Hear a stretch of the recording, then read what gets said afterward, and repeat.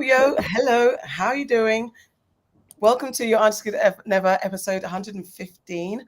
I'm Auntie AK and I'm here with Auntie Farah, Auntie Nana, and Auntie Sade. Hello, my aunties. How are you doing? Good. Good. I'm back from my holiday, back at work now. It's been a bit intense today, can't I? But it's all good. Back in the, foot back on the pedal, basically. You're back at it. I'm having technical difficulties today, but I'm cool. It's been a busy old day, but yeah, all good. Nice weekend, chilling out. The weather did a number on me today because I thought it was going to be quite nice, and then it was like a hurricane storm. Ooh, what are you blowing there? It was just dust on my laptop. Sorry. Very loud. I thought I was on mute. No, literally into the mic. Yeah.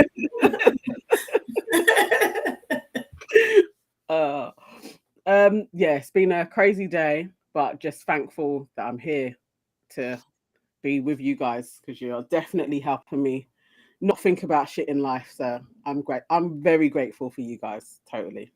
Yay, baby. We're grateful for you too. Yeah, I had a productive day, got through my admin, which is I've been not avoiding, but it's been a bit overwhelming, and I've managed to get through quite a lot today, which I'm very, very happy about.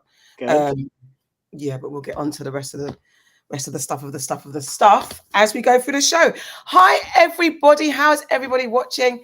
This is your Aunties Could Never. As you know, it's a podcast and a YouTube show and everything. A visual delight of aunties that are cool, who are informative, who love you and give you the best advice, the best conversation, the best discussions anywhere.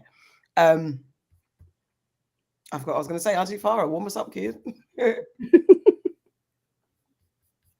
right, my G. So in honor of Mr. Sean Combs, Puffy, Puff Daddy, P. Diddy, Diddy, Poppa did a pop. Diddy love. I if I've missed one, brother love,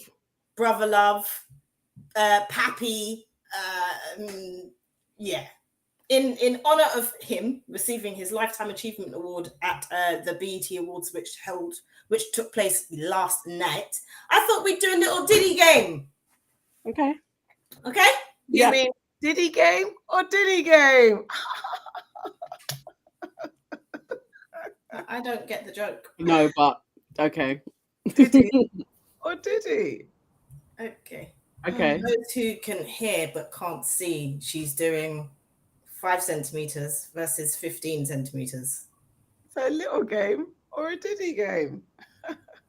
Okay. You're still finding it so funny. I know. Right. Okay. It's making me laugh. Auntie. Like, that went totally over my head, man. Yeah. I actually still don't get it. I think it went over all of You know what it is? Does nobody say Diddy for things that are little? Is it a little game or a Diddy game? As I said. A little game or a big game? Or is that what you mean? I actually thought you meant something else, but okay. No, Diddy. Okay. Wait, sorry, what? Diddy means small? Yeah, like Diddy, little Diddy. Diddy little thing. Oh, right, okay. Yeah. I think it's like old English. Who says that? Old people. Aunties. Somebody that's called like Mavis. Not like us. No. Apart from I think I've said Diddy. I think I've used that before. I would never use it for small. The people who didn't get it, they're fine. Anywho, okay. P. Diddy is the CEO and founder of what company? Entertainment. Revolt. Are we beeping or? I think you just call it out. You just call it out. Yeah, I think Bad Boys. And that is Auntie Nana. Okay. Well, I was going to say that, but I did the. Isn't he the CEO and thingy of Revolt as well? But it's record company, I said. Oh, sorry, I didn't hear that because someone was speaking. Someone was doing bra. Well, you didn't give us the rules. I didn't fucking know. But last week, this is what we did. You lot just called it out, so I thought that's what we was doing. I mean, the rules change every week. The week before we had No, the games changed, but not if it's the same game. the rules change, but the game stays the same. Anywho, Mm-hmm. this is one that you What's should the know, game? Auntie AK. I'm going to give you 4 options, right? Okay. When is Diddy's birthday? The 1st of 4th of September. November. Fucking hell. Well, you told me to shout it out. All right, Scorpio. I didn't even know it was in November. No. Did I? No. I didn't know. Which area did Diddy live in before moving to Mount Vernon, New York? Detroit. Harlem, Queens, Brooklyn, or the Harlem. Bronx? That's Bronx. one Auntie Sade. Oh. Harlem. It says Harlem where? Because Harlem Boys Yeah, or something. fake. I can't remember. Is Diddy, Yeah. this is a true or false? Is Diddy an only child? True or True, true, False. true.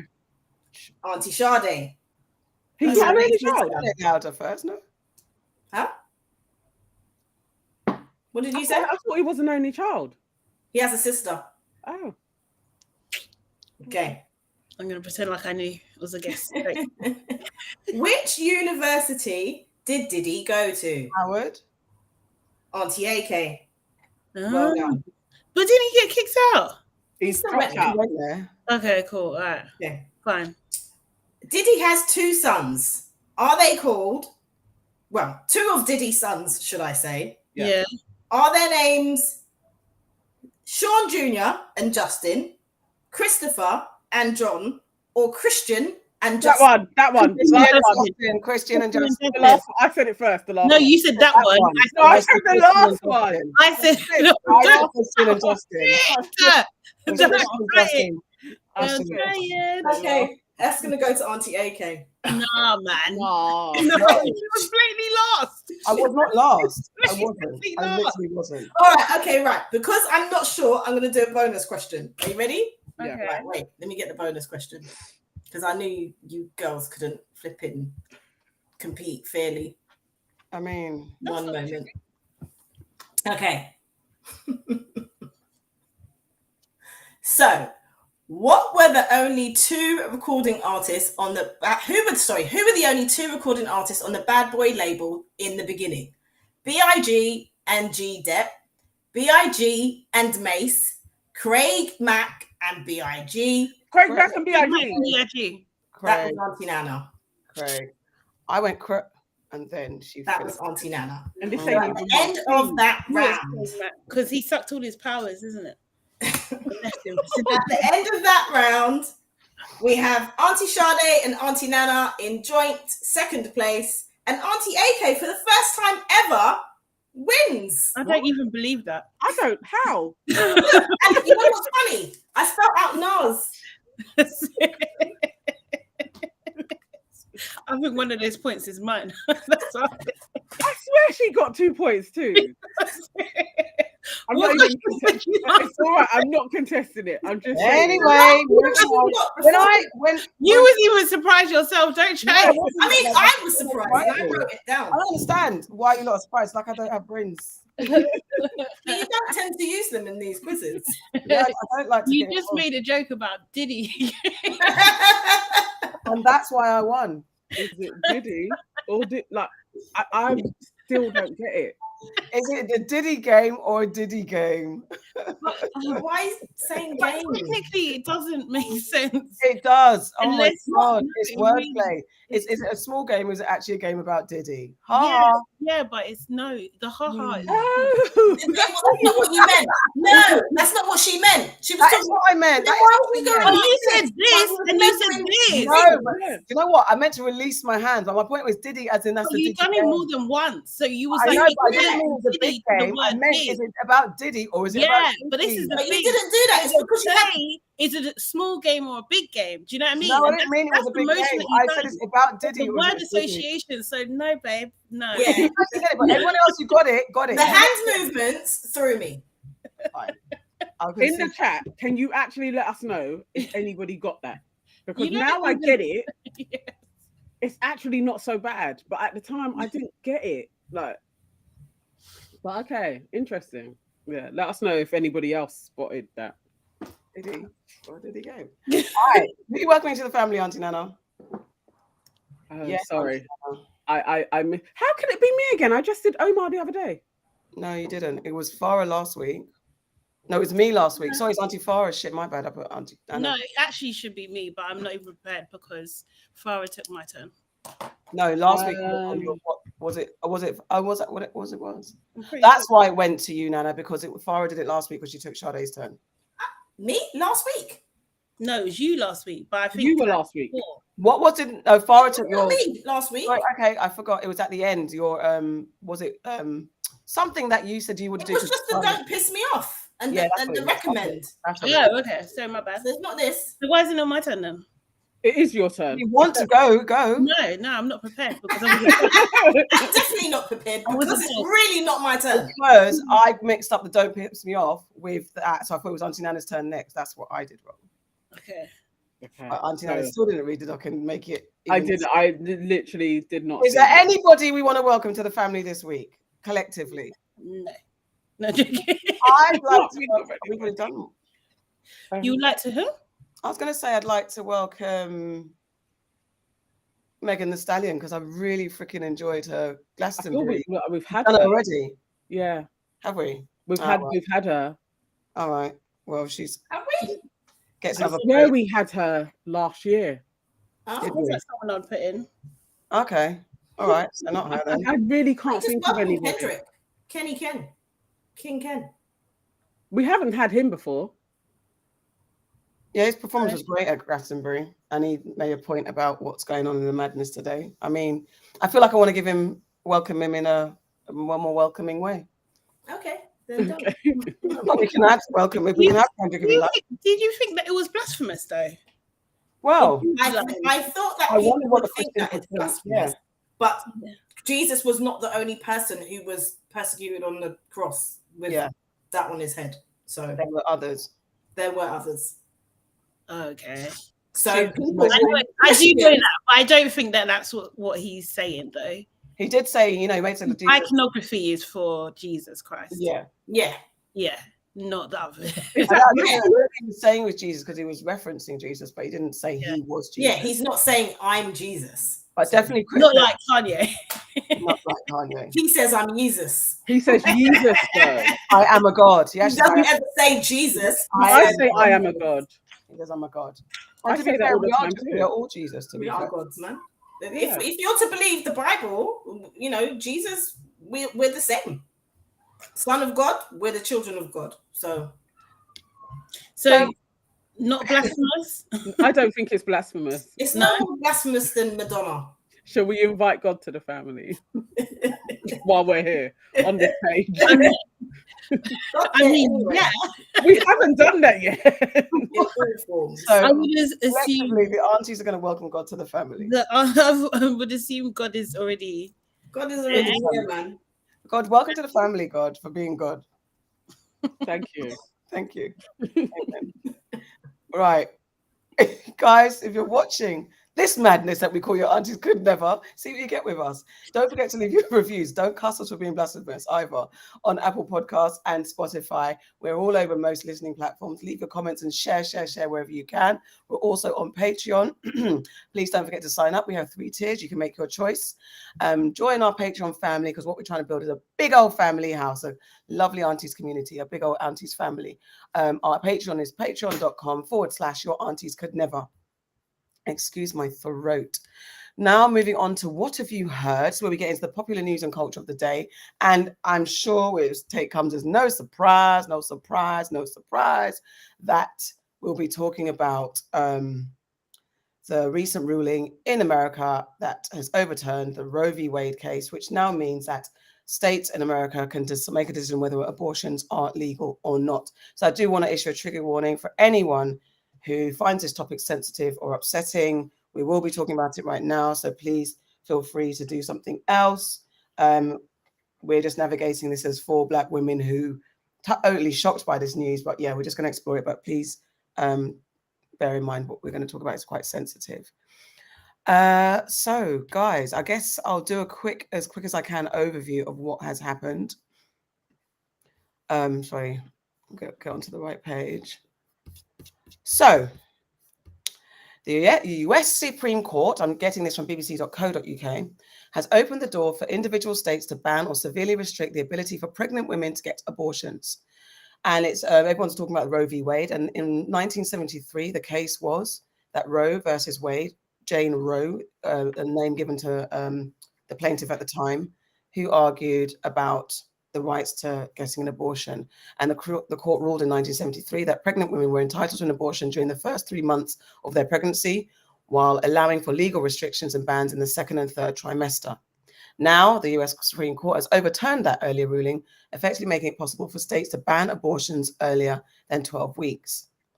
It does not mean, however, that they will become automatically illegal, but individual states across the US, but individual states will now be allowed to decide if and how to allow abortions. So that's the first thing we can, like, you know, guys, obviously we heard the news. How do you feel initially? What were your thoughts when you heard it? And then we'll take it from there. Okay. Okay. So I think I got an alert on my phone that this had been overruled. And I was initially like, wow, because when there was that leak that this was on the table, this was an agenda, and it was leaked and everybody was up in arms. I think maybe that was like 2 months ago, maybe a little less. I wasn't sure. I wasn't sure if it had gone away. So I was slightly shocked that, oh, wow, they really have overruled it. But I had seen a TED talk at the beginning of the year from a lady actually like saying this is definitely going to take place within a year. So at that point, loads of the comments were like, I can't see how it could happen this soon. I think she's way off. And then, you know, looking back at it now, it's like there's more people that are like, well, she called it. It's like spot on. Yeah, when you go back over the evidence, we could see how this would happen. So I was slightly more, I wasn't so emotional about it, actually.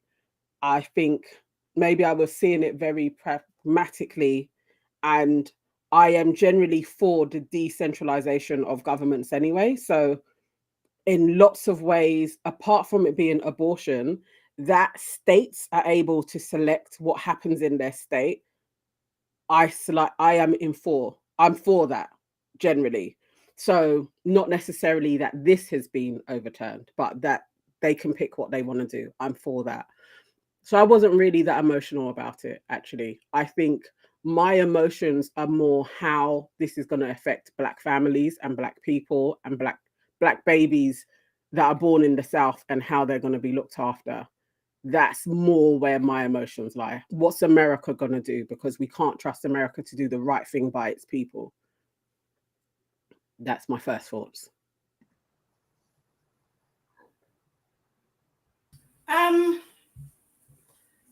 I think I am still shocked, but not shocked. I'm shocked, but not surprised, if that kind of makes sense. I'm shocked because it's such a massive step back in human rights and the rights of women. I feel like it's almost like we're going back to the Dark Ages, and the repercussions that it can have for so many other laws, you know, and human rights cases. So, you know, a lot of the senators were coming out now and they're saying they want it to be reviewed, birth control. They want it to be reviewed, segregation. They want gay marriages to be reviewed, same-sex civil partnerships, adoption, all these other things they want to be reviewed. And it's almost like America wants to make itself out to be the most civilized and forward country in the whole entire world. And they criticize other countries with policies not similar to this, because there's only about 4 other countries in the world that do what they've just done. And it's not the ones that you would think either. But they criticize, you know, women not being able to vote or go to school or drive a car or just stuff like that, or just dictatorship in general across the world. But they're doing this. It just saddens me that people don't understand the devastation that can be caused because of this. And it's like you said, Auntie Nana, they're all for protecting the fetus and they're all for pro-life. But what they're not doing is protecting the fetuses that are then children. You know, it was only the other day that 19 children died in a school as a result of guns being easily available. Mm-hmm. And they don't want to change those laws. They keep spouting this shit about the right to bear arms. And I heard someone say today, I should have the right to bear arms and also the right to have a birthday. Like, fuck off, innit? Like, children should have a right to live in an environment where they're not going to go to school, face poverty, and be fucking killed by white supremacist maniacs who probably forced their parents into having them. It's just, I just don't like any rule where you don't have autonomy on your own fucking body. I just don't think that that should be something that somebody else has a right to dictate to you. I'm about pro-choice. That's what I'm about. Because the thing is, like, there's so many people that are going to be affected by this. There might be people who, you know, it's detrimental to their mental health to carry out a pregnancy. Because some of these states are saying, oh, if it immediately puts the mother in danger, then they can, in those cases, they can have an abortion. But if the woman has been raped or violated, yeah, and her mental health is at jeopardy, and she might, if forced to go through with something, do herself some physical harm or become a really bad, resentful, awful, disgusting parent. Mm. That's okay, you know, that they're being forced to have these children. And I just think that there's so, you know, and they're saying, oh, in some cases, you've got 6 weeks. Now, we all know that that's not enough time, because by the time you miss your period, technically, according to how it's done, you're like 4 weeks late. So then you've got like 2 weeks to make an informed decision in some of these places. It just makes me sad. And I just wonder, I really, really wonder what is going to be next for women. What's going to be next? If you're doing this, if you fucking cunts are making these decisions, what is next? There's people I've heard on the radio today, like from Americans that live in this country, and they've said that they were considering going back home, but they now are not considering going back home because they do not know if their female children will be safe. That is a fucking sad state of affairs in the 21st century. That is a sad state of affairs when they're not even putting in policies to protect the children that are born, to feed the children that are born, to clothe the children that are born, to give the children that are born the medical attention that they may require, and to give them a fucking education. They're not doing any of that.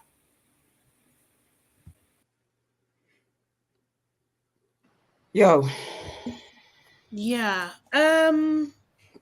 Yeah, definitely all of that. I think this had hit me like pretty hard, to be honest, because I don't know, maybe I'm just overly sensitive in some aspects, but like I just think like as women, you know, we're constantly fighting to like just be treated equally. Do you know what I mean? So it's just it just feels like we've just gone back.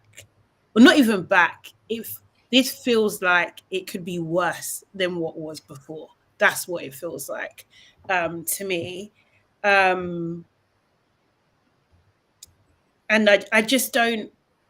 I just don't agree with it, like just at all. Do you know what I mean? I'm pro-choice. I just don't think that, you know, using, because, you know, religious reasons were cited in order, like that it was used, like Christianity was used to justify this, and it's just insane. It's insane to do that in a country that's not, you know, do you know what I mean? Like it's full of immigrants from all over the world who believe lots of different things, and it shouldn't come into like, I just don't think politics should decide what happens with a woman's body, like at all, kind of thing. And it's just like the states that have already changed access to abortions. They seem to be Republican states, so they're making this into a political issue when it shouldn't be. And underlining all of this, it does seem like it is something that we've talked about before, you know, which is, and I think there was one woman that made a speech at a Trump rally, and she kind of slipped up, you know, and she, you know, was saying that, oh, she's grateful this has happened because to protect white life. Yeah. You know? And that's what it seems like. This is the thing that kind of has been bubbling, you know, that the birth rates of white people are declining, and they want to do everything they can to increase them. And one of the, I think, what is it, 60% of abortions obtained in the US are from white women. And no, 34%. Oh, I thought it was 60% as well. Yeah, some people it was. I actually looked through 3 different sites. Oh, okay. Yeah, they were all at 34%. So, but it's the highest anyway. And the problem that it's just so problematic to use this as a way, as like basically using fear as a way to advance your race, essentially, kind of thing, and pretending that you're not doing that. I'm just really, it's really even hard to put into words, honestly. But anyway, I just didn't think, I liked acting, I just didn't think you could do it as a real job. Is someone playing something? It's not mine. That was from last week. Yeah, Yeah, it was not me. Sorry. Sorry, it's my fault. That's what I was looking around on my thing, like, where? I haven't touched nothing. Me too, and I was like, I'm on mute. Sorry, I wasn't on mute. Yeah, so I just think it's just been really difficult to like process this and like really kind of like articulate like how I'm feeling. I mean, I don't have personal experience here. That's just not even my experience. But I know people who have, and to think that, you know, if this happened maybe 20 years ago, that they would have been forced to make a decision, potentially been forced to make a decision that they didn't want to, like, do you know what I mean? I shudder to think, like, really and truly, and this is literally going to be the reality for women in America. And then also, like, if they do this, like, who's next? Do you know what I mean? Like, at the end of the day, they say, or this theory is, because the birth rates are so low for white people, they're going to be the minority, and this is a way for them to then become the majority again and stay the majority, but through such like kind of like barbaric kind of means, really and truly. And like, it doesn't feel at the moment that is an immediate threat here in the UK, because we are a very small, as in Black people, we're a very small amount of the population. But who knows? Do you know what I mean? Like, who actually knows, like, what's going to happen? And then, yeah, I really don't know. And this idea of like this force dominance in the thing is, they don't like their own people. I think I've said this before. Like, they don't like their own people. It's mad. It's actually mad that they would do this to their own women, and their women will still continue to support them. I'm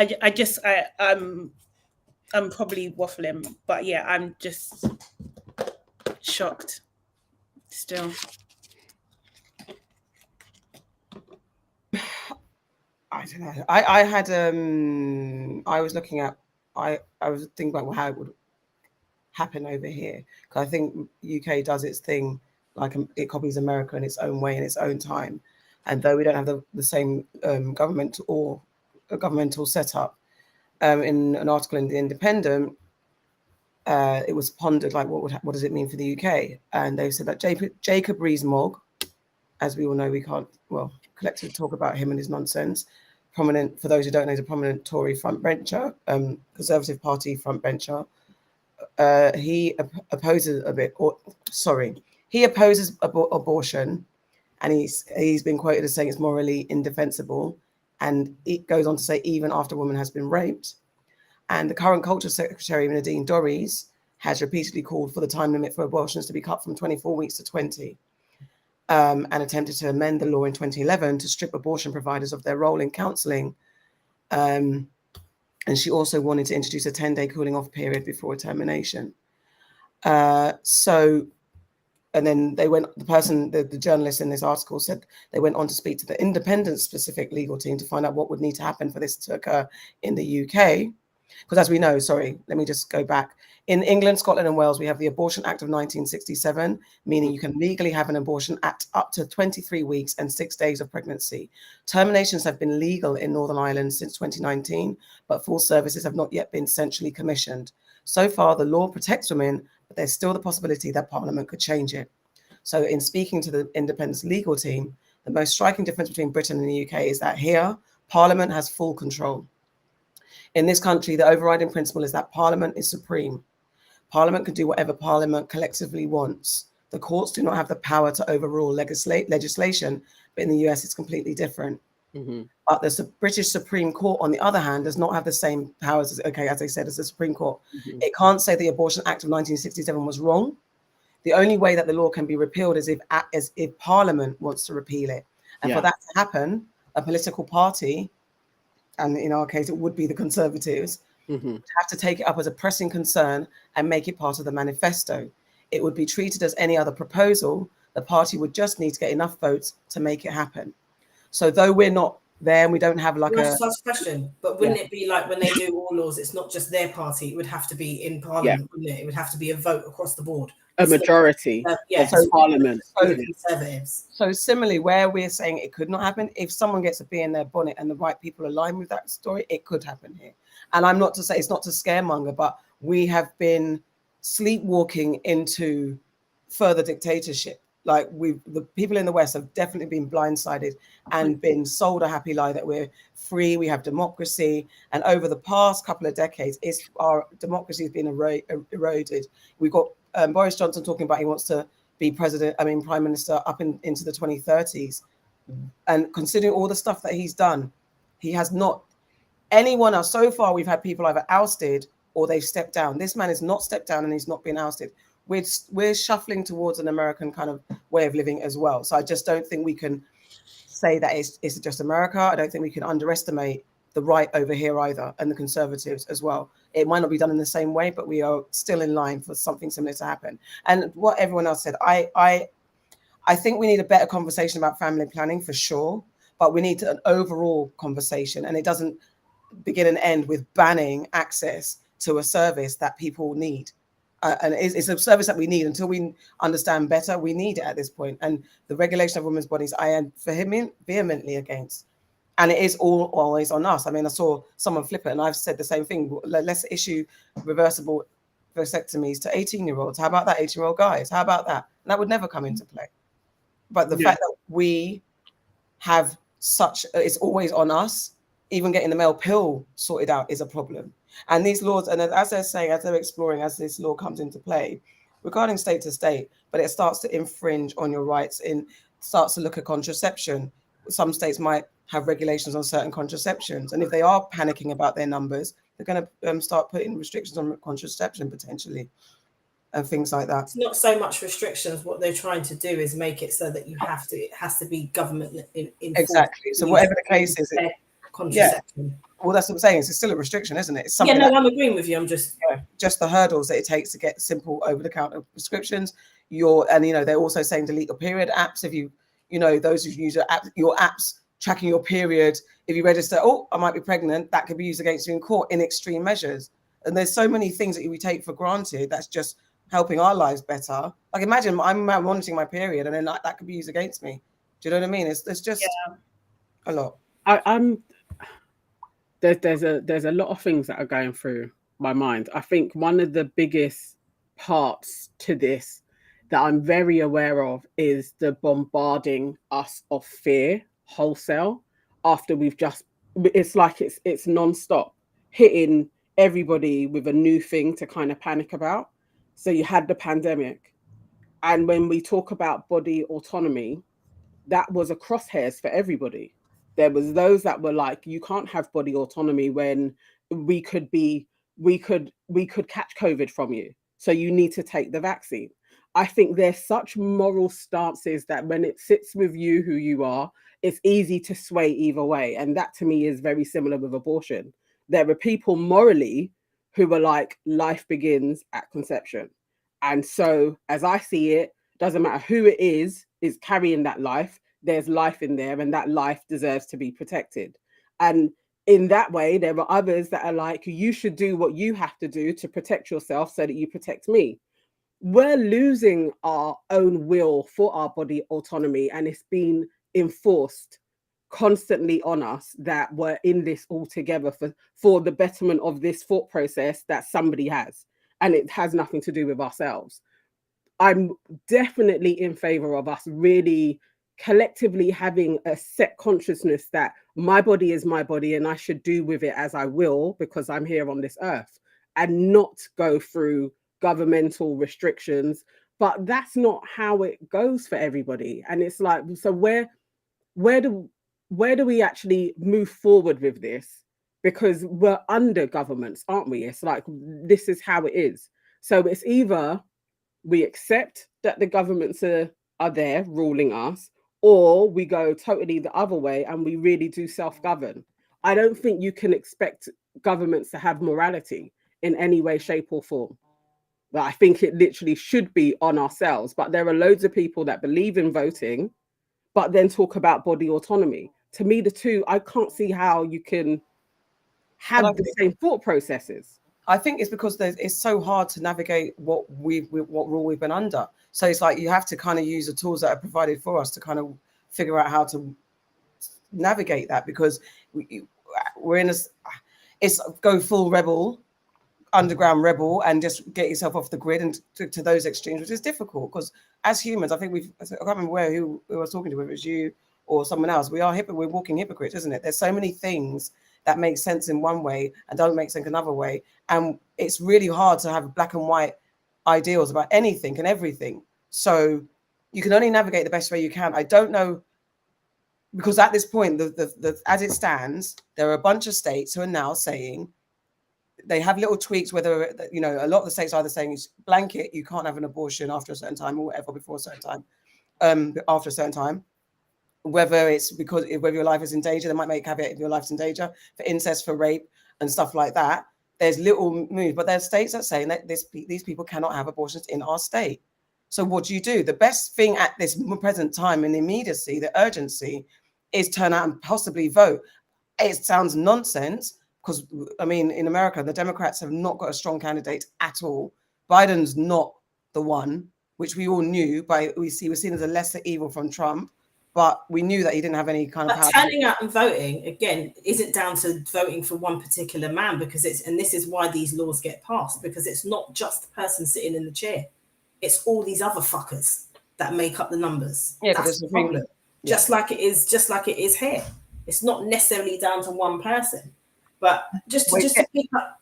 I was just going to say, just to get those parties in the majority, because we've got so many, because that's why they got the filibustering, and they got the House is divided, and you've got a leaning towards Conservatives in the House, and you've got Democrats, and then when you get to put things forward, then they've got loggerheads because someone's pushing against the decision. So it's like getting the House majority, even though this decision, before you go on, Farah, it was 2 Democrats.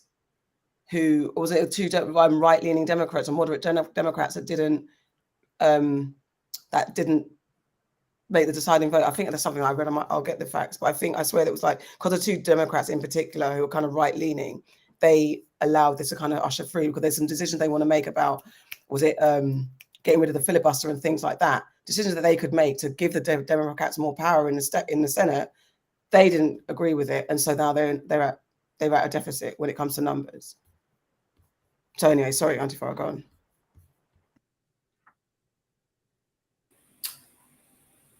I can't remember what I was going to say, but I think that something that you've got to remember is the states and what they're doing now, criminalizing it. People are going to end up, you could be serving 10 years for aiding someone having an abortion. And what's disgusting is that people who, the person, let's say someone gets raped, and I'm going to say that because that is like the worst extreme, isn't it? So I'm just saying, I'm putting, that's like you've got no choice from start to finish, right? But if someone is raped and then they get pregnant and then they choose to have an abortion, they could face criminal charges under like homicide. And if someone helps them, they could also face criminal charges. Their sentence could be more than the person who raped them. That is fucking insanity. It's just, where is that? I have not. I've been reading about this so much, and literally, I have in almost all of the states where they're saying this could they're going to make it illegal. Yeah, it is like the circumstance, like the exceptions are incest, rape. I think the thing with rape is I think they're stipulating, you know, because you can say you've been raped, but I think there's some type of shadiness around there. But it hasn't been that rape has been removed. It's like incest, rape, or danger to the mother's life. Because the thing about rape as well, you've got to remember, like sometimes it could take years for the case to even be seen. So if someone's been raped and they get pregnant, not a conviction. I think it's not a conviction. It's not on that.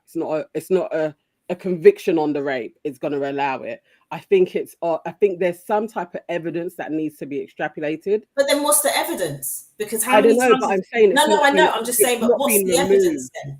Because there's so many times that women don't go forward because they have to prove that they've been fucking raped. So what does a woman have to do to prove that she's been raped in these circumstances then, in order for her to be granted the fucking abortion on her own body? I don't know. Like, the point I'm making is I know what you're saying. Yeah, people keep mentioning the rape, and it's like it's actually in there as an exception as well. So it's like we're going over. It's not on every state. It's not on every state. Not every state.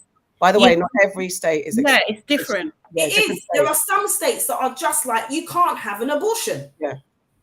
You can have an ectopic pregnancy and need an abortion. Right. You can have a miscarriage and your body doesn't you know, the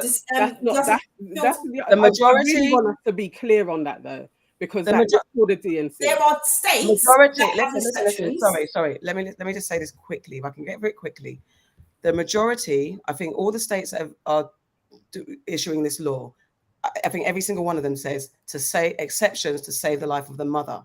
However, places like the only exception is to save the life of the mother. So Wisconsin doesn't say anything else. Somewhere like Wyoming is saying their exceptions to save the life or prevent severe physical harm to the mother or in cases of rape or incest. Wisconsin doesn't add that. Tennessee hasn't added that. South Dakota hasn't added that. Missouri hasn't added that. Kentucky hasn't added that. Ohio, Texas, Oklahoma, Michigan, Louisiana, Arkansas, and Alabama. All those states I mentioned have not added in document cases of rape or incest. There's only a few of those states in that particular moment have said that rape and incest are included in their exceptions. Other states are not. So it's not blanket. I'm not saying that it's blanket. I'm talking about the exceptions to the rules that are out there. So using rape as this is what could happen, when then you named, I think I counted to 11. So there's actually 41 other states that they are not offering that at this moment. That's where I'm like, that's what I don't want to feed into.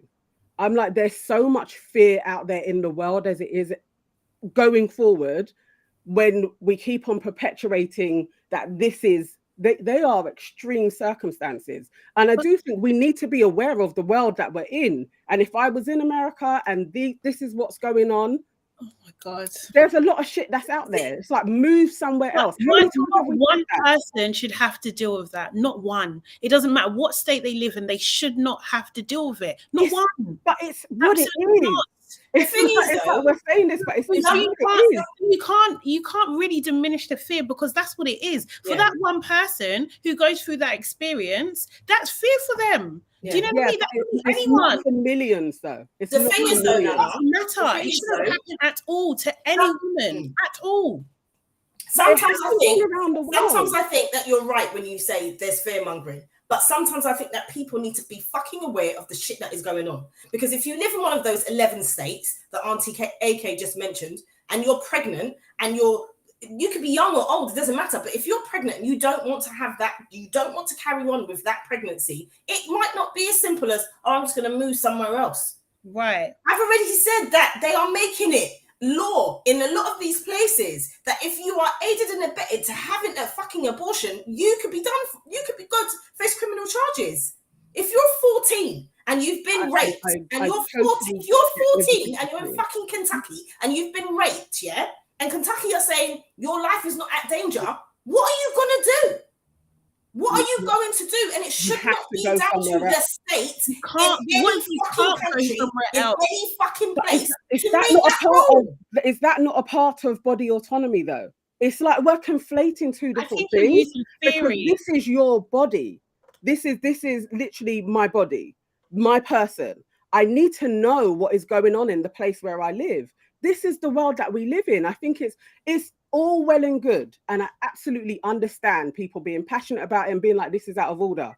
The world is full of fucking shit that is out of order. We have to all wise up collectively, see what's happening and move accordingly. We can't moan about it. It literally is like we need to move. I'm way more fearful of the Black people that are there in the South who are going to be subject to this agenda that has nothing to do with Black bodies. They're not going to be cared for by the state. You have to wise up.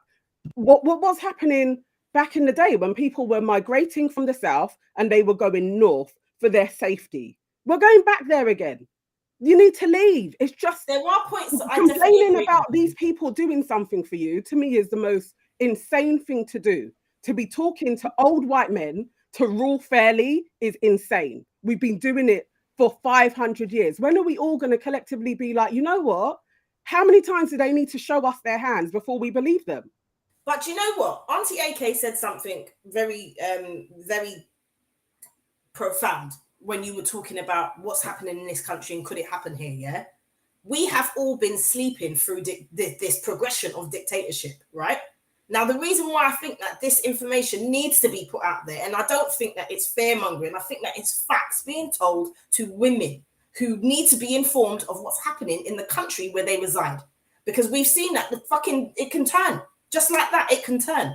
Who's to say that next year, the states that are saying that it's legal at the moment don't turn around and change those laws? It can happen. You know, this is a 50-year-old ruling that they've just changed. So these things can happen. So I think people need to stay informed.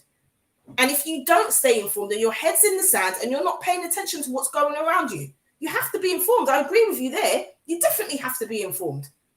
And sometimes a little fear is what people need to fucking motivate them to change and do all these things that you're saying.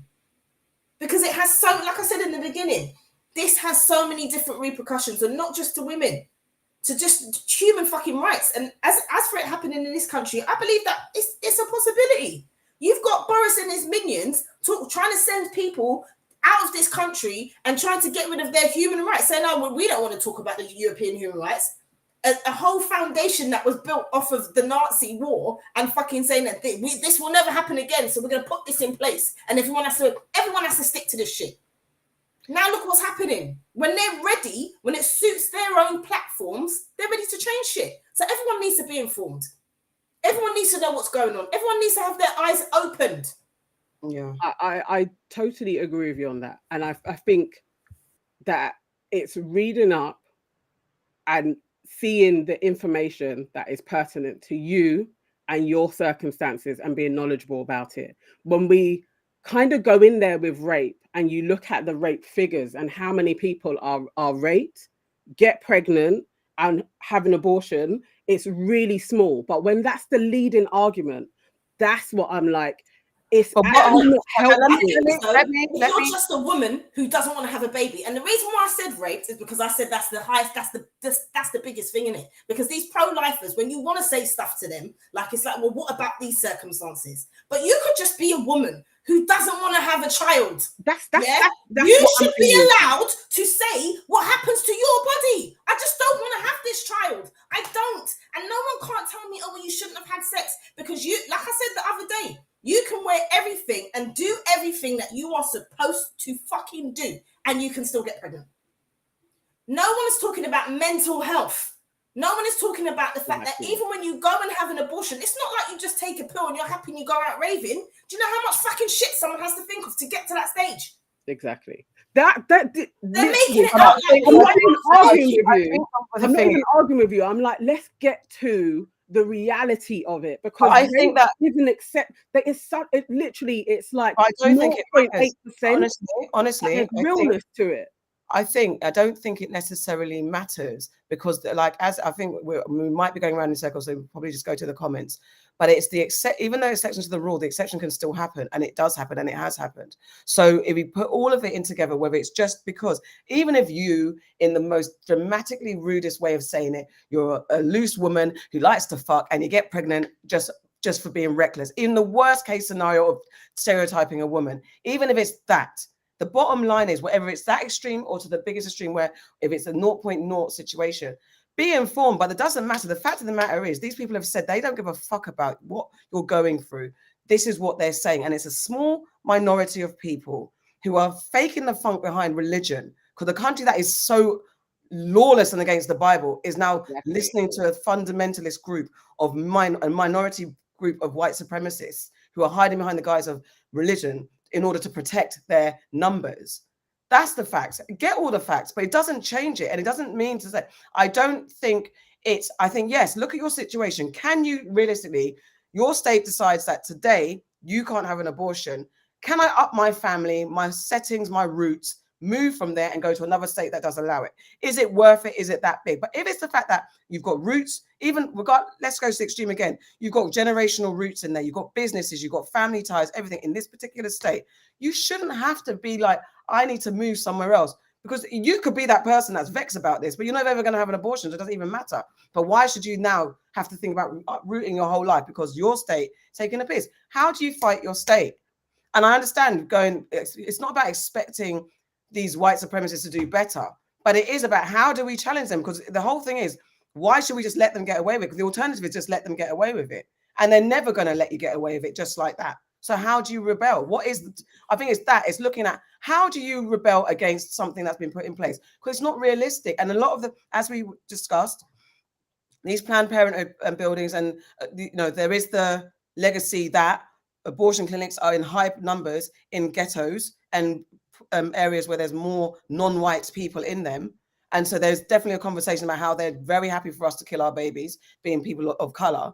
But that's another argument for another day. Not even for another day. That's another argument.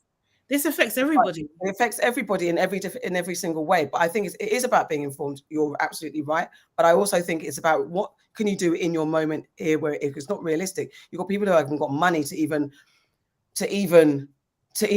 get food or whatever. The other thing is as well, people have to understand that, like, banning abortion isn't going to stop someone from trying to do what they want to do. If they're in a situation, they're going to go and do it. And it's going to actually cause a lot more deaths, because there were going to be a lot of backstreet abortions. This is what was happening before. Yeah. It's not theoretical. This is what was actually happening before. It was happening in Ireland. It was happening all over the place where abortions were banned. Women were dying, in back alleys. That's what was happening. You hear the horror stories. Yeah. I think I can't lie. Like, I'm having difficulty with it because this is despair to me. Like, this is actually like, it feels like end of fucking days. And absolutely, the Handmaid's Tale coming to life. Like, these are the first steps. This is what happens.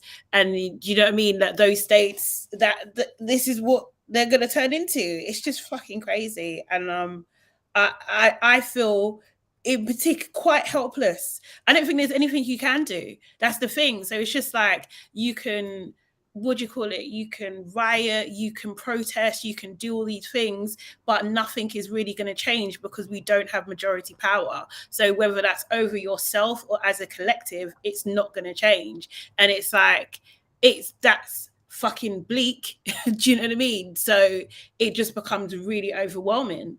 But our history tells us that they're going to do what they're going to do. And that is what's really scary. Mm-hmm. All the things you've just said, it is really scary to think what they could do next. So on a scale, you're more scared of this than the mandates for vaccination? No, it's not about a scale. It's not a comparison. No, because I think that affected everybody, whereas abortion is a small section of even women that are going to have an abortion. So that's why I'm not really. Do you know what it is? It's the right to have the abortion. It's not necessarily have an abortion. It's the right to have an abortion. It's the right to seek that medical that need. It's the right to be able to do that. That's more. You're never going to ever do it in your fucking whole entire life. You actually have the right to be able to. Yeah. Okay. I'm just asking. It's literally, I'm just like, that's really interesting to me. It's the ushering in. For me, it's the ushering in of this rule that removes our rights. And yeah, maybe we've been fearmongered by shows like The Handmaid's Tale, but it's just because even watching that show, it's not even a joke, because I think you can do away with watching something on TV, on a film, but they tell you so much. They do. They really tell you so much. And the reason why Handmaid's Tale is so scary, because it's just so close to reality. How it slowly happens, little things get dropped and tweaked, and this and that. We have sleepwalked into dictatorship, and we didn't realize we bought into the fact that this is a Western democracy, and that happened just seamlessly. So this, starting with taking away our rights for this, it seems so hyperbolic, and I get it. It's like there's so many other things that are happening, but there were so many things that are happening, and it's when we're distracted by this, that, and the other. But this is something that's happened in our face, removed a right from us, and might be it might not be a high number of women that's going to get one, but it's the fact that I could go to jail because I can't bring forth a human life. And then also as well, let's just not forget men also. Do you know what I mean? And how this can be abused, really and truly. How this actually can be abused. How pregnancy at times can be used to control women. Do you know what I mean? So please, let's not pretend it's not just women that are going to be affected. It's not just a small amount. Do you know what I mean? It's everyone. It's men too. It's the children that are born as well that are going to be affected. Absolutely. I think that's like, that's an important part to it. I do understand what you're saying, Auntie Nana, about the COVID thing, because I think me and you kind of touched on it a few times when we were saying that, you know, like forcing someone to have a vaccination. I believe, I said it then, I believe in my choice, whether I want to be vaccinated. I don't think that anyone should force me to put something inside of my body that I don't want. So we did touch on it then, but in a way, I kind of feel like this is it is enforcement. It was on that's exactly what I'm saying. I think it literally is, but it was on a wider scale because it was around the world, and in the same way, it's split 50-50. People being like, you should do it, people being like, you shouldn't do it. And it's that type of polarity that I'm like, that's what gets blown up. And we get these media stories and headlines around it with the extremes. But actually, let's just look about our own rights. Should we not collectively in all areas be like, we should be able to do what we want to do with our body? Not abortion, medicines, literally. But that's not 50-50. The majority of Americans do not agree with this. They did not want this. So it's not a comparison. It's not a polarizing a political point. It isn't. The majority don't want it. They want abortions to be available to people when they need it. That's what the majority want. So they've enforced this. It was not on the fence. It was not on the cuffs like that. And also, to a certain extent, people still did have a choice whether they took it or not. Hence why the majority of people, well, I would say, yeah, they've made their choice, isn't it? Well, no, it was mandated. It was like, it's travel. It's like you're penalized for not doing it. You didn't have the same freedoms. It affected more people. Well, it's massively different. It's massively different. But like I said to you, my whole thing is having the choice, right? It's massively different. What I do feel like, though, I feel with my conspiracy fucking hat on, it's like that was a mini test. How far can we get the people to do whatever the fuck it is that they want to do? Exactly that. You know, I think we're all you stay here. You go out at this time. You can't go Yeah. out at that time. You can't go here. Like it's almost like it's a mini test of whatever the fuck is coming next. That's what I said. The The next minute thing they want is- to, yeah. Sorry. The No, minute I they was just want going to say the next thing is take away women's rights, and then what's after that? Gay I rights. think as being- you said. Everyone's right. Everyone. That's what I'm saying. So Absolutely. it doesn't. So I think it almost doesn't matter what comes into the news next, because it is. I think people protest everything, but it's what gets the most attention. But it doesn't make a difference to what, because at the moment when COVID shit came on, look, the world divided. Now this has come on, the world in quotes, or the women world is divided. The next thing that's going to come in, gay marriage, if that comes into the thing, there's going to be, so we're going to get the headline news and get the the reactions and the emotions. I don't think people, and I think in everyone's little groups, you got people rebelling against stuff. I make a decision whether to take medicine or not, and we thankfully, and in small quotes, thankfully, in the UK we don't have this pharmaceutical load on our head the way they do in America, where we didn't even talk about the case about the kids that have been taking melatonin or whatever to help them sleep, and the way it's so like, my child can't sleep, so I'm going to give them drugs. We don't have that mentality in the UK, but those type of things, when they get ushered in and blown up in the media, then people do rebel, people do chat about it, and do make the decision what side of the fence they're on this argument. So I don't think it's a matter of I know you're not saying ignore it, but let's not get, I'm like, I know you're not saying ignore it in the reality terms and not the extremes, because I think it's really important to actually focus more on the everyday woman that literally is making a decision to have an abortion, and that right is being taken, or she has to travel. Then we talk about the extremes, because that's what keeps on getting thrown, is the extremes of if you're raped or if you're poor, when actually the majority of women that get an abortion are normal women in their 20s, single, and are generally left to make a decision by themselves about it. That was the point that I was making to the rape thing.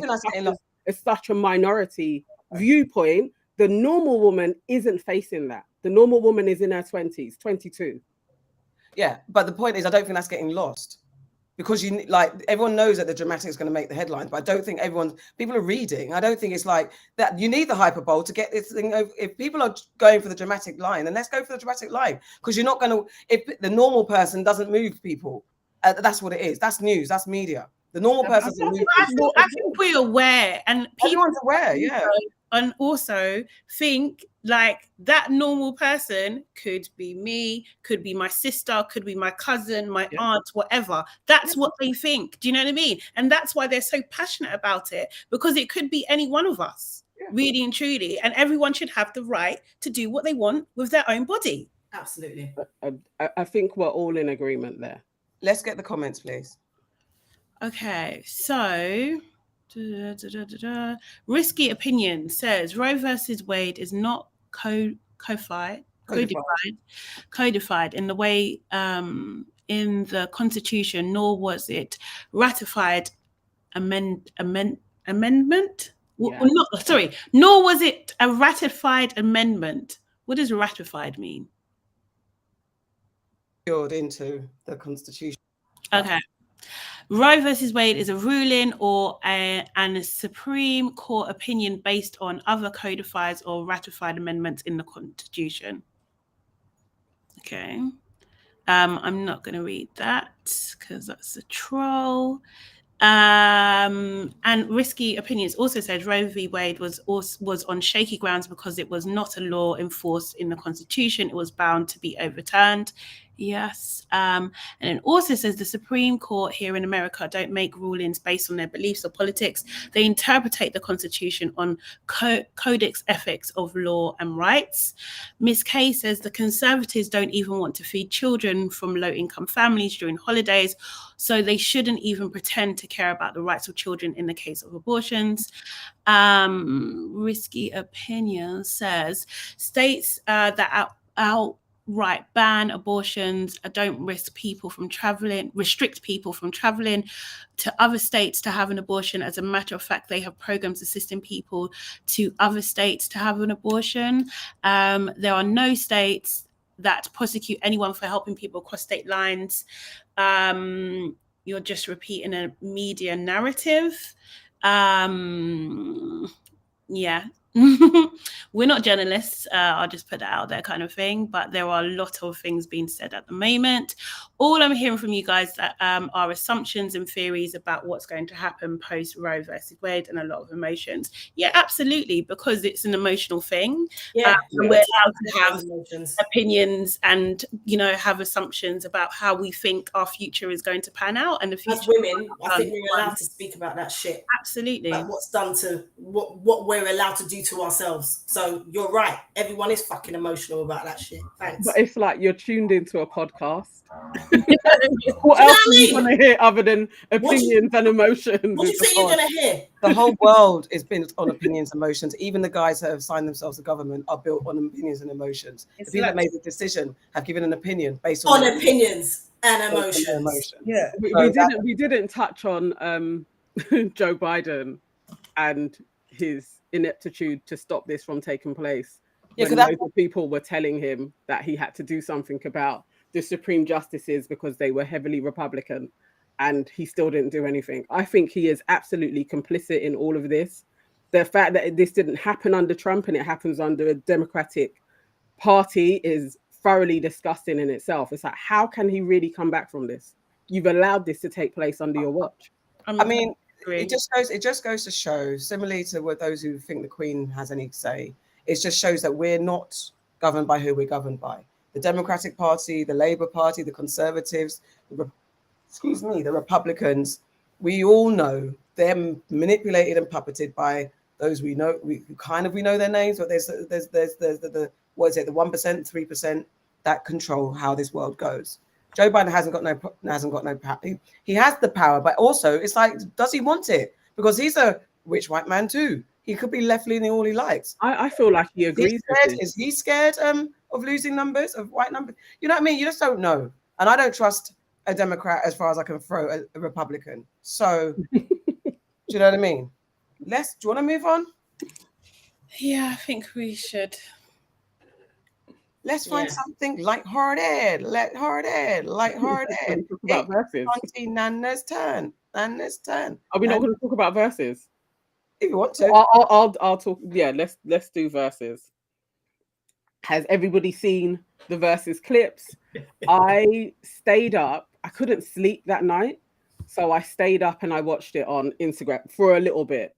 The DJ part, phenomenal. DJ A1, DJ A1, black guy. He was putting down some proper tunes, and I don't even like rap or R&B, but he was going in, and it was very enjoyable. He did well.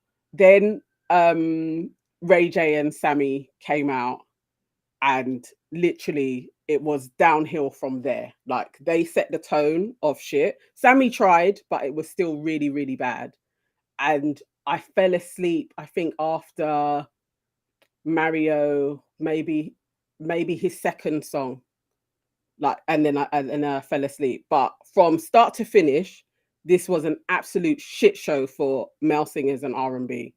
Like, to me, nobody was great. Only Mario was better than the bad singers, but no one was like, oh my god, you blew me away. Interesting, because everything I haven't watched it all. I just saw maybe 2 clips, and it made me cringe so much inside. And everything that I read, I was like, I can't watch it. And I'm not a massive Mario fan either, because even when this was coming up, I was like, the man got like 2 tunes.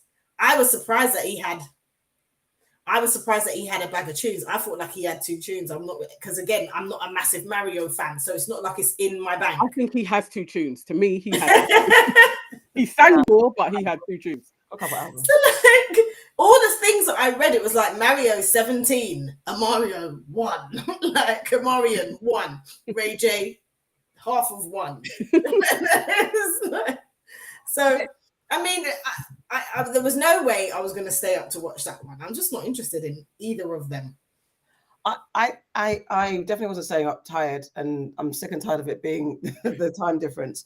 I've been a fan of Mario. It's not hugely, but I really liked his song when he came out. He's definitely got more than 2 tunes. He's got a couple out. Really?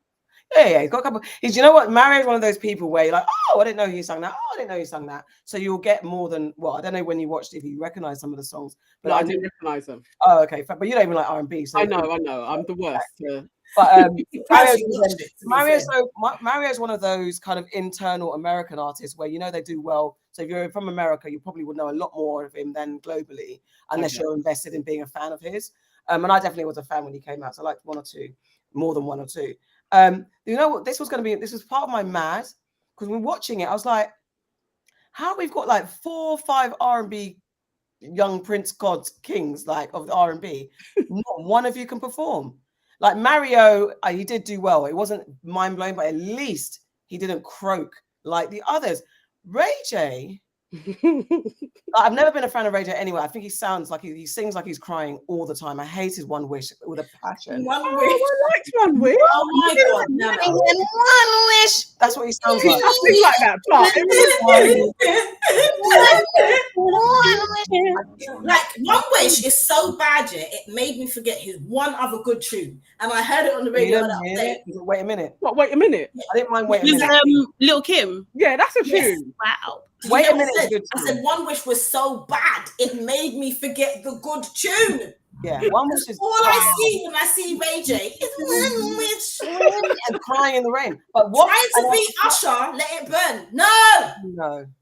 I couldn't believe that Mario flopped so much, and you can't get away with dance music and think that's it. But what I was more pissed at, well, first of all, another thing I was like, raw, we're old, man, because the fact that Ray J's got a daddy belly, and I'm not shaming anybody, but it's like Ray J's like the little bro, and he's got a daddy. We are freaking old, man.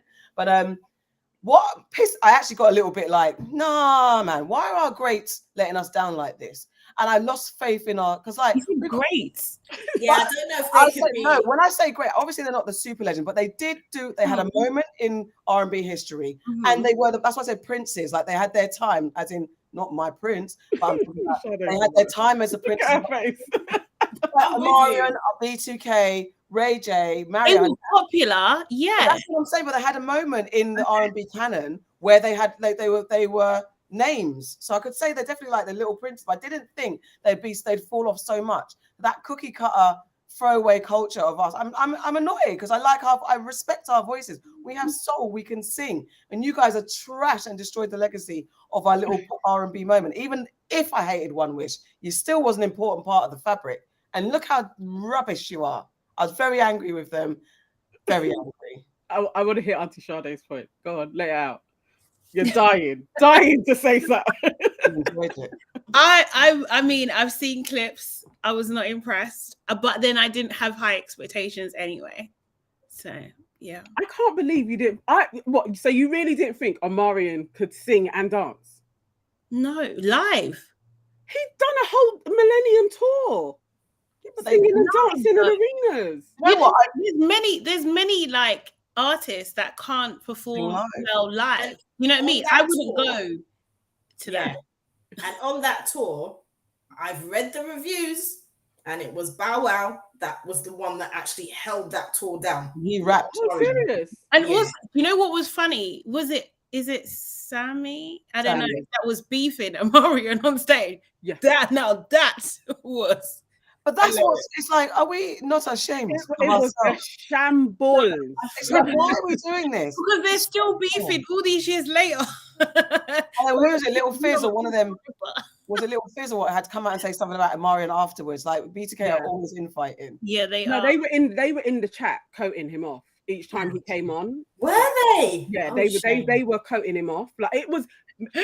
I wish I could have stayed awake, but it was getting to like 5 a.m. when it was getting juicy, and I was like, "You guys are a mess." But Swiss went really quiet. So at the beginning of the night, him and Timberland are in the chat. You know, they usually are like, let's go, guys. And when it started falling apart, you didn't see them.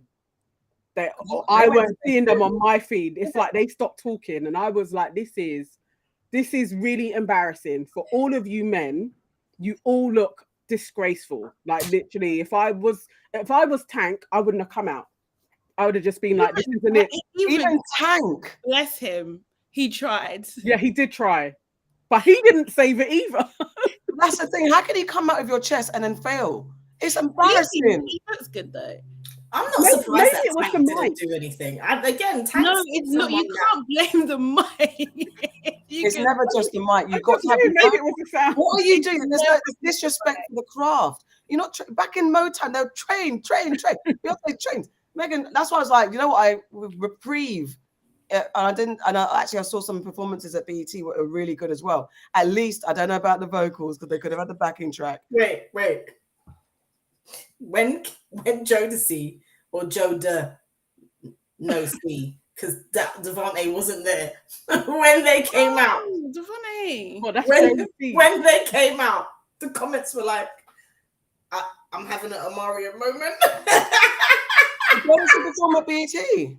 Yeah, for Diddy's part. Yeah, for Diddy's thing. Way, He had a whole bunch of. Nah. You know what was mad? Sidetrack.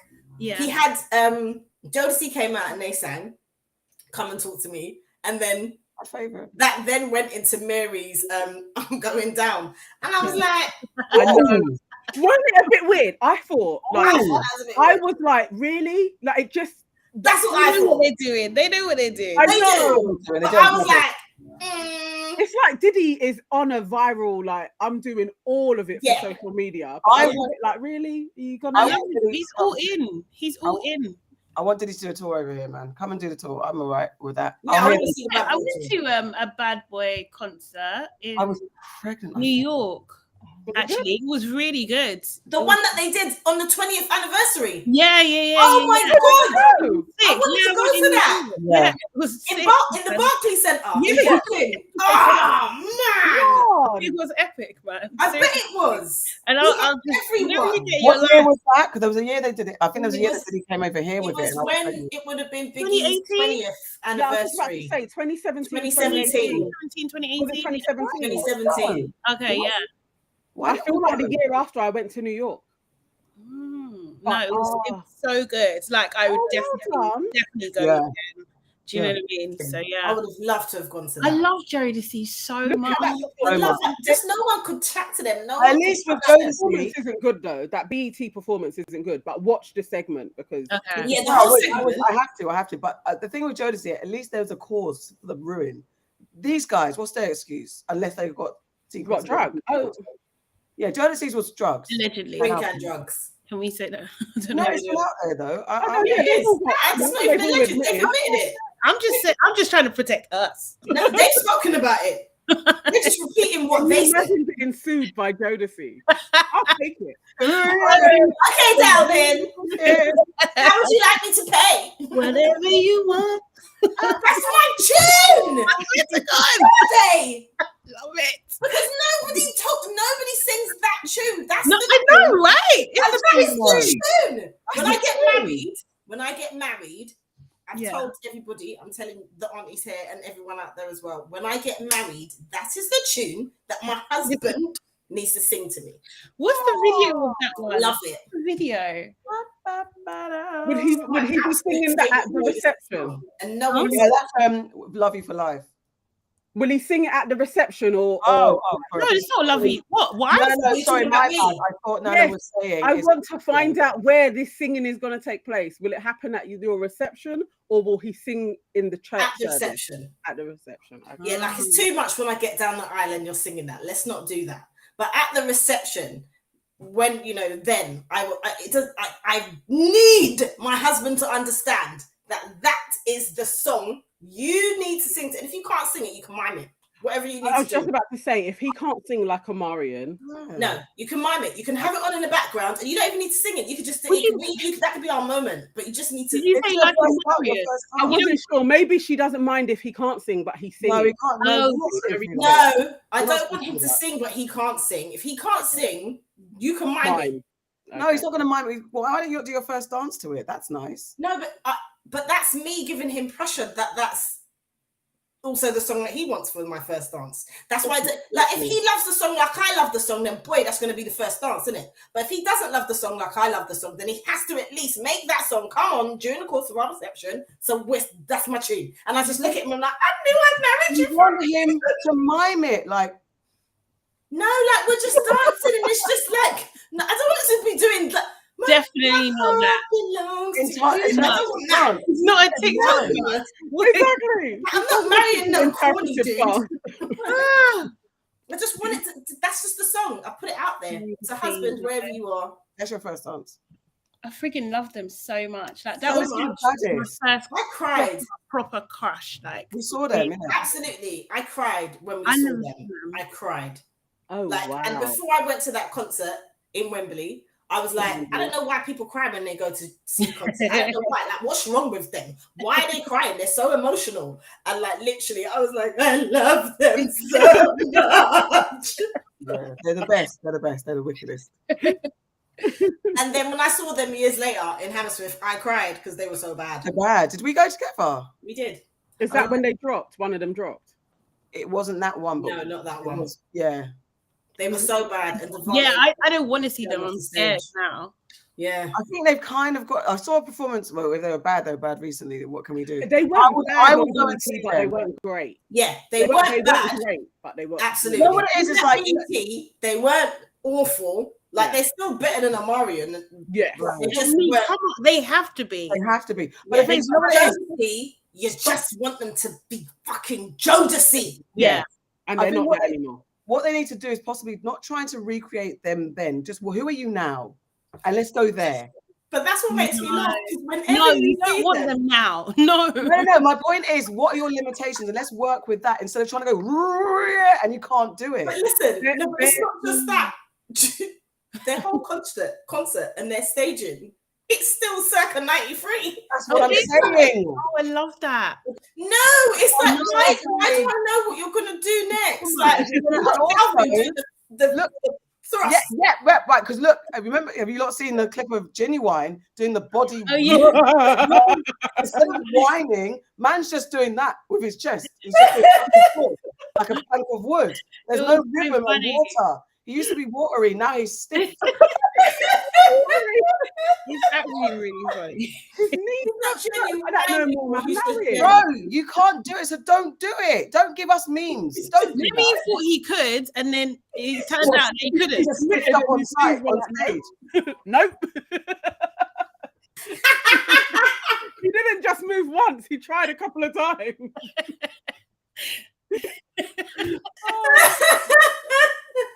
Genu, no wine.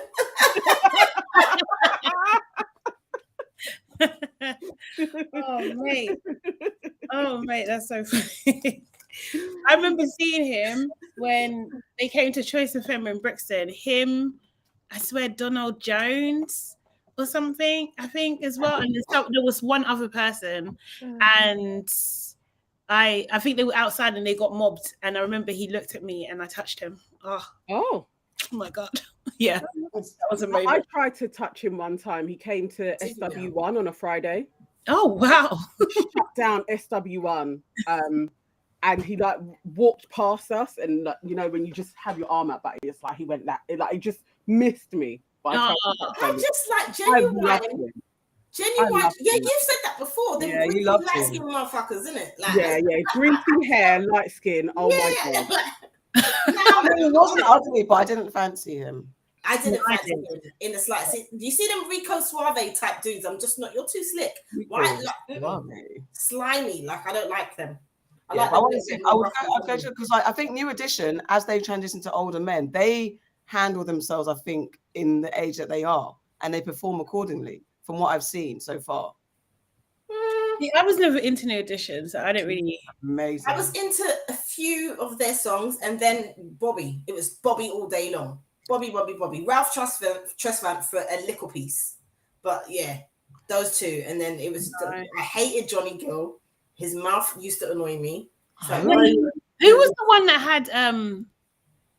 Was it I Miss You? Johnny and Aaron Hall. Oh right, and they had the video of the puppy and yeah, that's Aaron Hall. Aaron Hall and That used to make me Teddy cry. That Riley. video used to make me cry. Like literally, I'll be in Honestly. tears. It was so freaking sad. I need to watch it again. I need to see it. It's nonsense. I bet it's All right, absolute let's nonsense. get the comments. Okay, cool. So Everyone just got an insight into Patreon there. This is how we talk on Patreon. We just Oh, talk. yeah. To each We just talk without And it's for real. there's no rhyme or reason. We just back in. So Gracious Greatness says, big up all the aunties plus the fantastic peeps in the chat. Also says, when is Usher doing a versus and against who? Probably Brown. Chris was talking about it the other day. He was. FP Calms. Who's that? We know who that is. Who's that? That is Nicola. Nicola says they disappointed. Rollout Joe, Donald Jones, Jodeci. At least they have respect for their craft. Candy says a lot of people are not impressed with Auntie Diana Ross's performance. I guess at Glastonbury too. Ooh, I haven't seen. But she has never been able to You've got sing. front pages here, though. Do you know what I mean? Yeah. For being Diana Ross, but she can't sing. She never has been She able. never has been able to. She's not. Her voice is light. It's Her light. voice is light work. Yeah. Oh, so is mine. That is exactly how. No, I don't try. my voice is light. And my voice is light. And we've got any more comments? Keep on going. Gracious Greatness says, yo, bring back New Edition, Blackstreet, yes, and Boys to Men back, yes, absolutely. Tevin Campbell. And Nicola also says, Auntie Nana, I was on the front row when he dropped off the stage. Max and Cisco tried to hold it all together. That was a concert. Oh my God. That sounds amazing. Candy says, I was more into Player. Remember them? Player? Yeah, I remember Player. Yeah.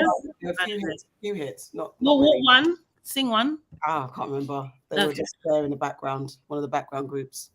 Oh, I do. There's other background groups, isn't it? Wait, what did you say, Roman? That was fun. All right.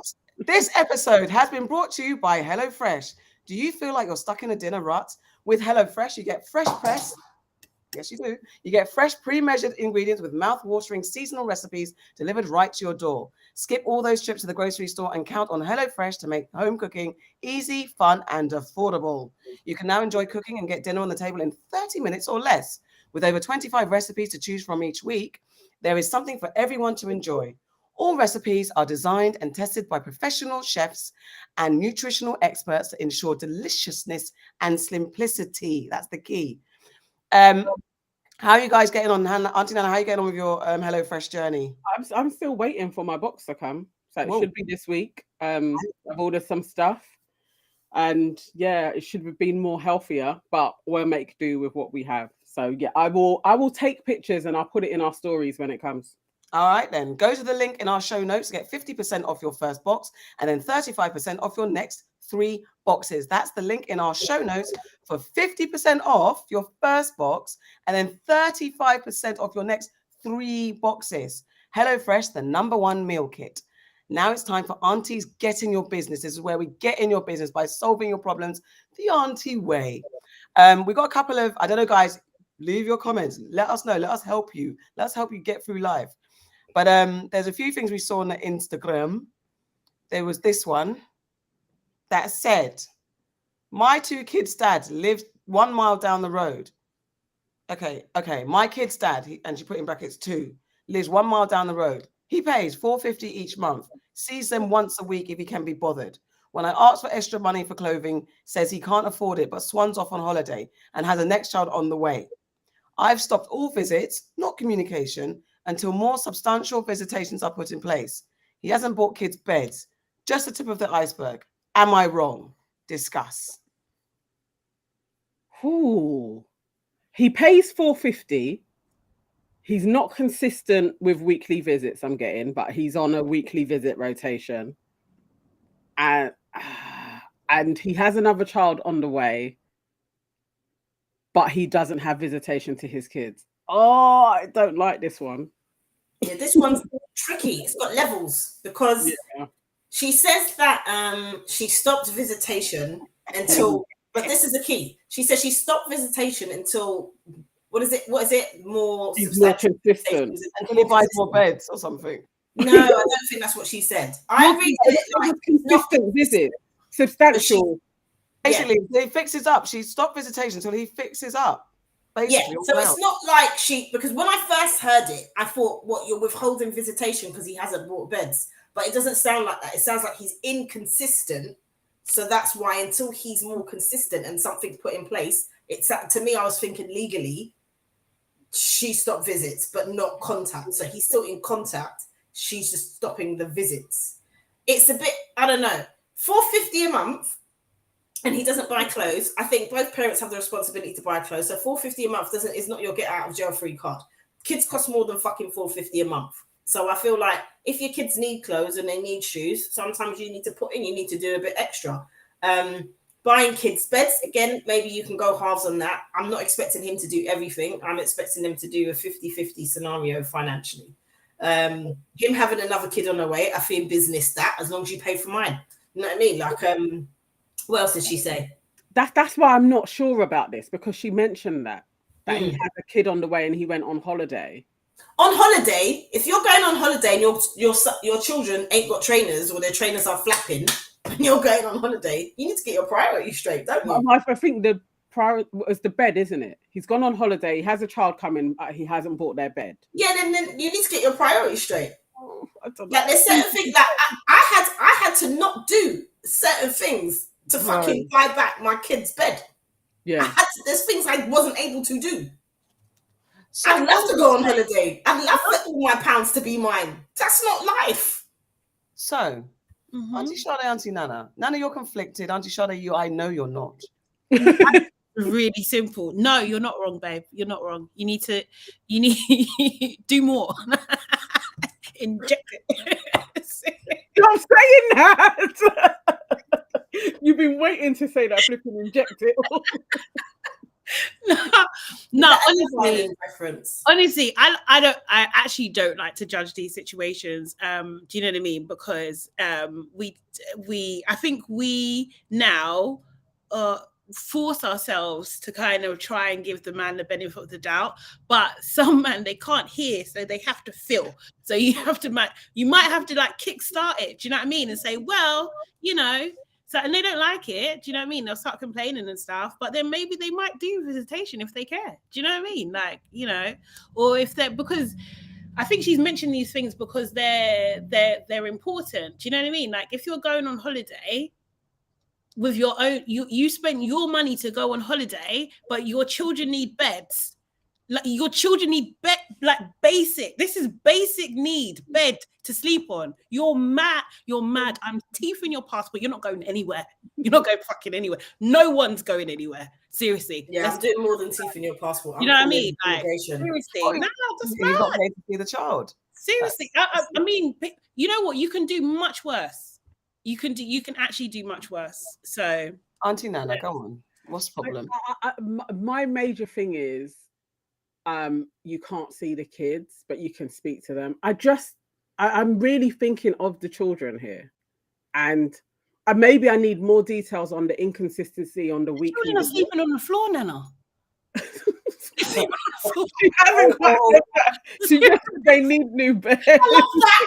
They're sleeping on the floor, Nana. I'm like, but okay, so even if they were, even if they're sleeping on the floor, and he's giving £450 a month to their upkeep, and he sees them twice a month when he should be seeing them 4 times a month, I still think that is way more than so many people are getting from their baby fathers. Yeah, but it shouldn't be judged by it being way more. No, but I'm talking about the children. If they've been even used to that, if he's been consistent with that, basic stuff. Keeping your child away from the other parent should be like a real extreme and not a punishment to the person. I agree. Unless they're dangerous. Because I'm thinking, just as the child, if the child is coming back to you like, I don't even want to see dad, those are different scenarios. But if it's literally, but he should have bought you a bed and he's gone on holiday, no, I can't support that. But because she used the word inconsistent in his visits, to me, what I get out of that is your dad's meant to pick you up today. The kids are sitting down waiting, and your dad doesn't pick you up today, and your dad says, I'm going on holiday, or your dad says, I'm doing something else. And then it's left And with he's the got a mother new baby to as well. comfort those children who are sleeping on the floor about why their dad is rolling around. On And, Instagram. daddy's on Instagram. If he's making it clear to the kids that they are not coming first in his life, then he needs to be punished for that. And punished comes in different forms. And I do think minimizing, if like take away his freedom of access, is because you're not showing your kids, because kids are so susceptible. And if you've got a new family on the way, and if you've got the kids need something, and especially one thing parents, sometimes warring parents, aren't good at is keeping the conversation away from the kids, letting them not be party to your beef. So if the kids are aware that actually, man's, you know, I think I don't want to put it on the mum. I don't. But sometimes if you can withhold your vexedness from the kids' space, let the kids make their own decisions and not be pressured by your issues. It's not easy, but if you can, I prefer that kind of parenting. So if the kids are privy to that because the parents are being too loud about their problems, that's a problem in itself. But the dad, if he's not being responsible, you should know. Don't be inconsistent, because that's because the fact that we're saying he's doing this so it's more than others, yeah, sure, but that's damaging to a child, knowing that your dad or your parent doesn't think that you're worthy of turning up, or that new baby on the way's got all the nice things and then I've got nothing, and I know that my bed's broken or I'm on the mattress for excessive amounts of time, but yet this baby that's coming, or that family over there, I go there, I see dad with them and everything's all cushy. That's a problem. So that has to be addressed. I'd like to know what their communication levels are as parents. Why is it that it's got to the point where it's only conversation on the phone that you look at? Well, how come you can't sort it out? What's the problem here? Figure it out.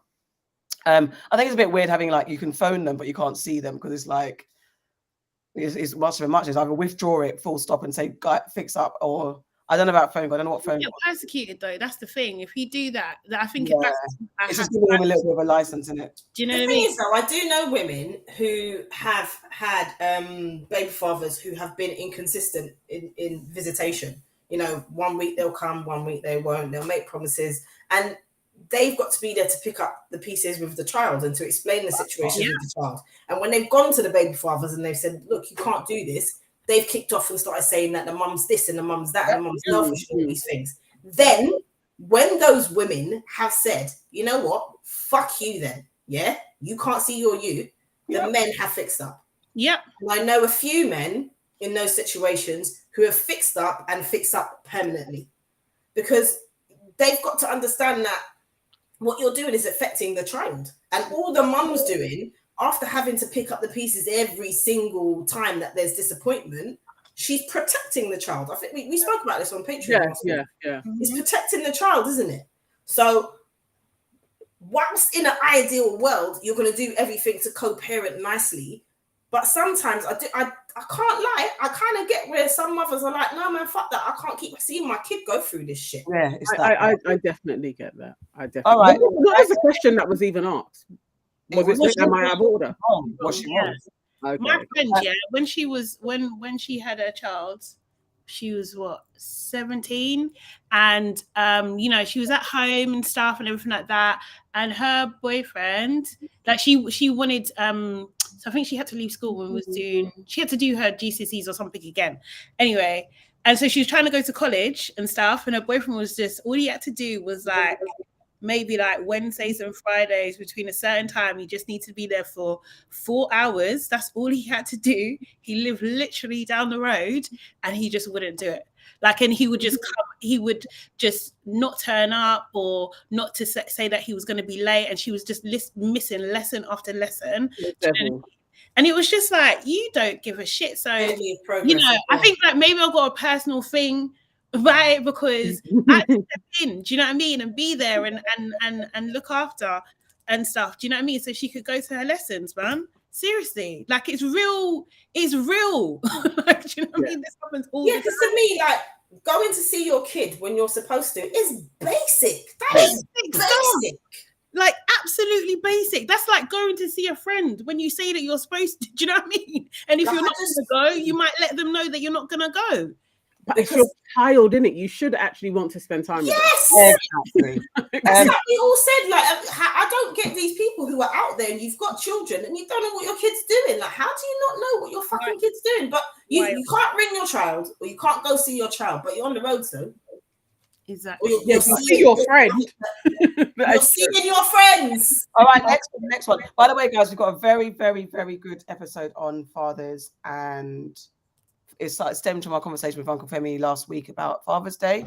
If you go to our Patreon and have a listen, it's a really good episode. We go deep, guys. We go deep. Another one quickly. This is a conversation. I don't know how you guys feel about it. Here we go. I'm just going to play it. And I was telling him that one time him and his mum went out and then they came to pick me up. And when I went downstairs, his mum didn't move to the back. And there was a little part of me that was like, excuse me, give me my rightful position next to my man, please. And obviously, I know that sounds wild. Because I would never tell her to move to the back. But Adrian, I have a question for you. Because I need it to be on camera. If you're driving, who goes in the front, me or your mum? Oh, come on, listen. Right. So just to give you a little bit of context, this couple. Hello, guys. So me and Adrian Meet the Forbes, right? Yeah. Forbes. They're an Instagram couple, popular Instagram couple, and their question of the week is: if your partner is driving, who gets a passenger seat, you or their mum? Their mum. 100%. My mum's sitting in the back. Seriously, 100%. I'm happy to sit in the back. What's the problem? See, I automatically went to me driving. And I was like, my mum's not sitting in the back. And also, if it's my man, I'm not going to ask your mum to sit in the back. They need more room. Yeah. What, I have to be next to you every fucking waking minute of every fucking waking day just so I can be like, I'm your woman. No, your self-esteem is tied up in the chair. position of the seat at the passenger side, then there's an issue, babe. There's big issues at play. I have a problem with anyone who has their ego wrapped around the front seat.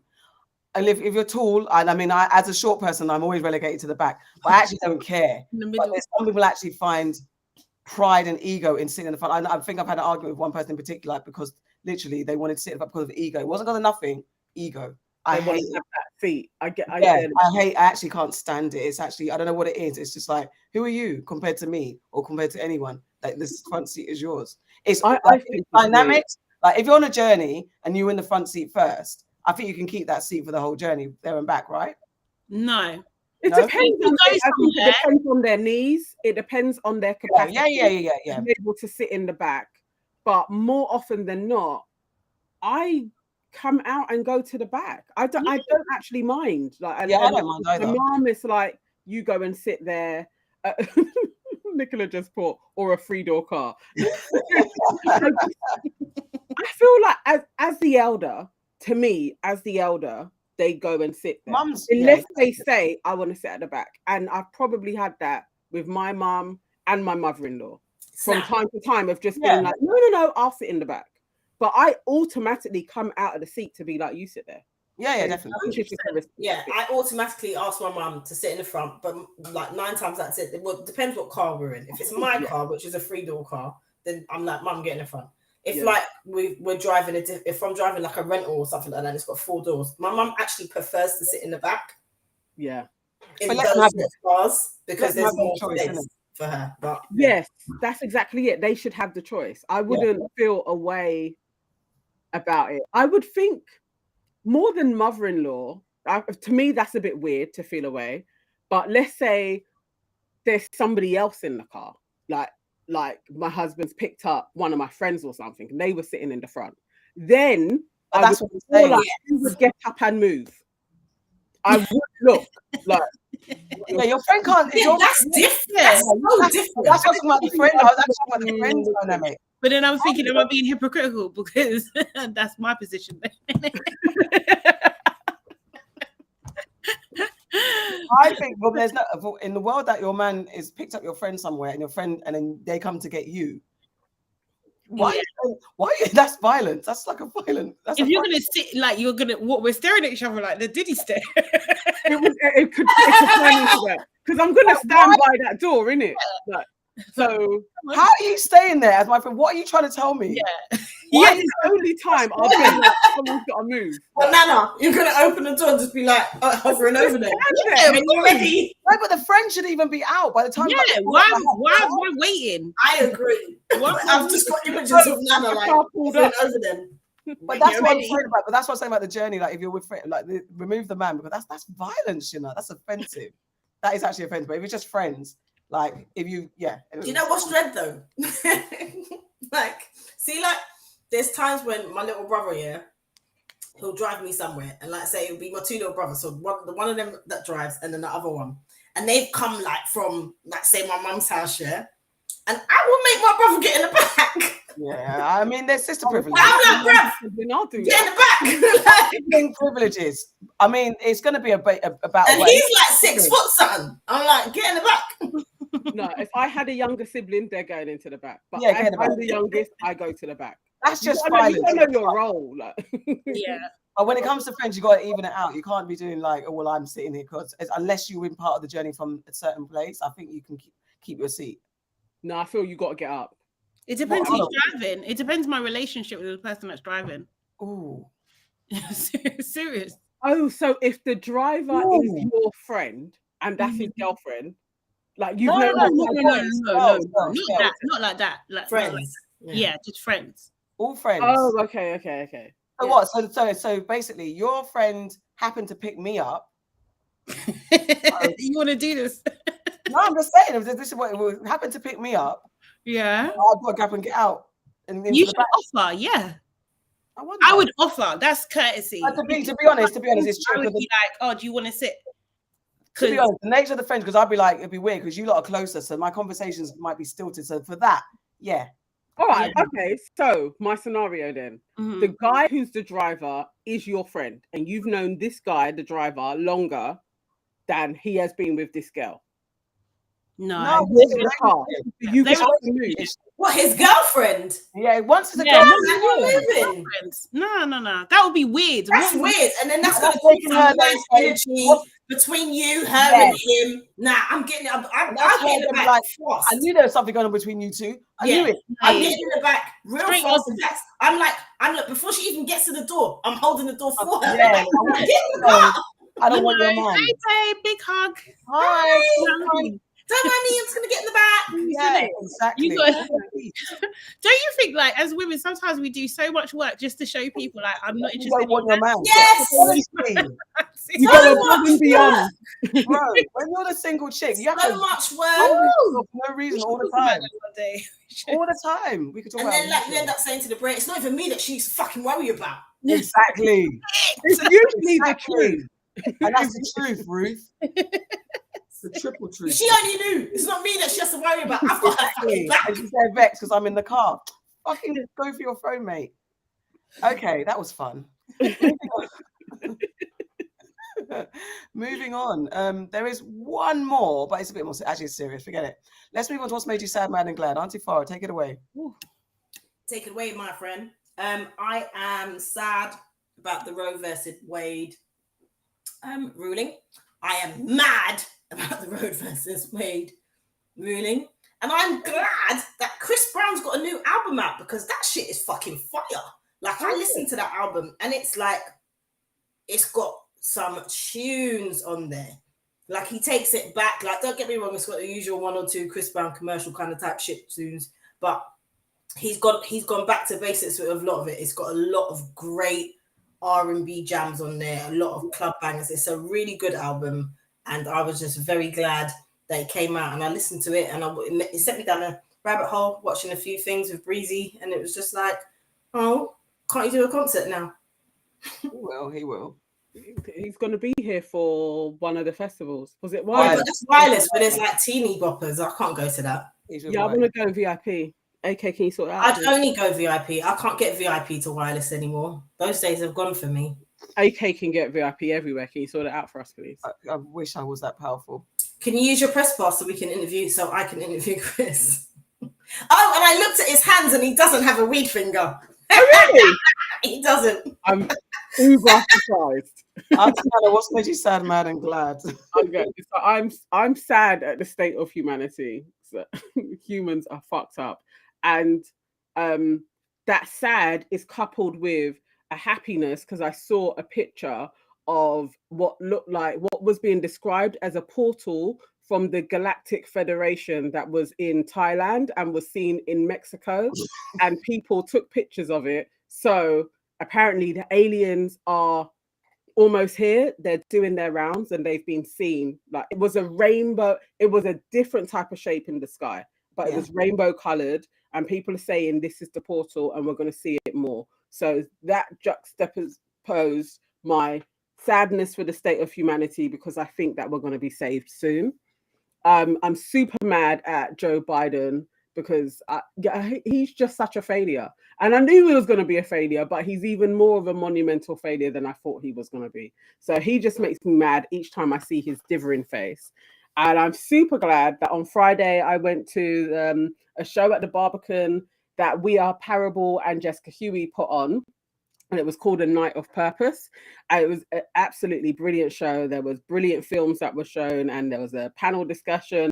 And AK was on the panel with Marvin and Io as well. And it was just, they were talking about vulnerability and their purpose. And AK just stepped into it and spoke about her experiences of surrender and being a mother. And it was very emotional watching her talk, because she didn't want to open up, but she did. And that made it even more powerful that she opened up. So it was really, really good. But I'm super proud of my bestie, Jessica, for just using her book and its themes in so many different ways. She's done so many events around her book, and her book is called Purpose, and you can get it on Amazon. And it's a brilliant... Welcome to the family, Jessica. Shame. Yeah, okay. I'll record that. Take it away. All right, so... my welcome to the family is Jessica Huey. Jessica is being welcomed to the family because she has a brilliant book called Purpose. And that book came out of her grief when she was losing her dad. And she's always been the best writer. Like, I went to school with her. She was just a brilliant writer. And that free flowing of emotion birthed this book. Get it on Amazon. It's called Purpose. It's a brilliant book. Her name is Jessica Huey. Like, I love Jessica. She's so special, and she really has a knack for opening you up so that you speak about your purpose and vulnerability and step into your greatness. So my family member is Jessica Huey. Nice, nice, nice. It was a great event. Auntie Sade, what's made you sad, mad, and glad? Well, easy, sad, and mad is Roe V Wade. I need to overturn that. My glad is I got to spend time with my nephew. I haven't seen him in ages, and I was just really happy to see him. And Another one. so yeah, that's awesome. not the baby one. No, big one. Big okay. One of the many, the tribe. So many of them. I swear I've got probably about 25 nieces and nephews. It's crazy. Yeah, there's loads. There's absolutely loads.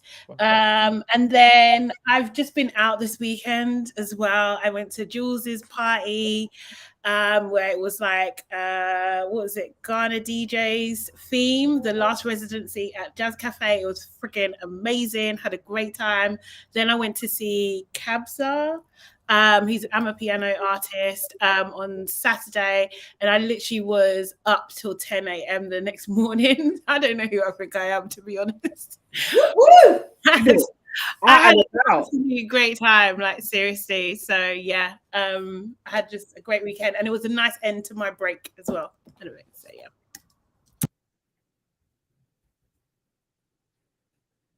What's next? Sorry, I was sharing the link to Jessica's book in the comments. I was literally just getting it. My side is definitely Roe v Wade, and the state of humanity likewise. Just, I mean, I want to know what's on the other side, but fuck. Mad at the nonsense that was Ray Jane and Omarion destroying legacies with their shit vocals. Absolutely annoyed with them. I'm so mad. And I'm mad that I missed Kendrick at Glastonbury. I have seen Kendrick before. Of course I have. But I wanted, this is Kendrick I've missed, Jay-Z I've missed, and Beyonce I've missed. And I think I've had, potential opportunities to go to all of them and just didn't, because I do have an innate fear of mud.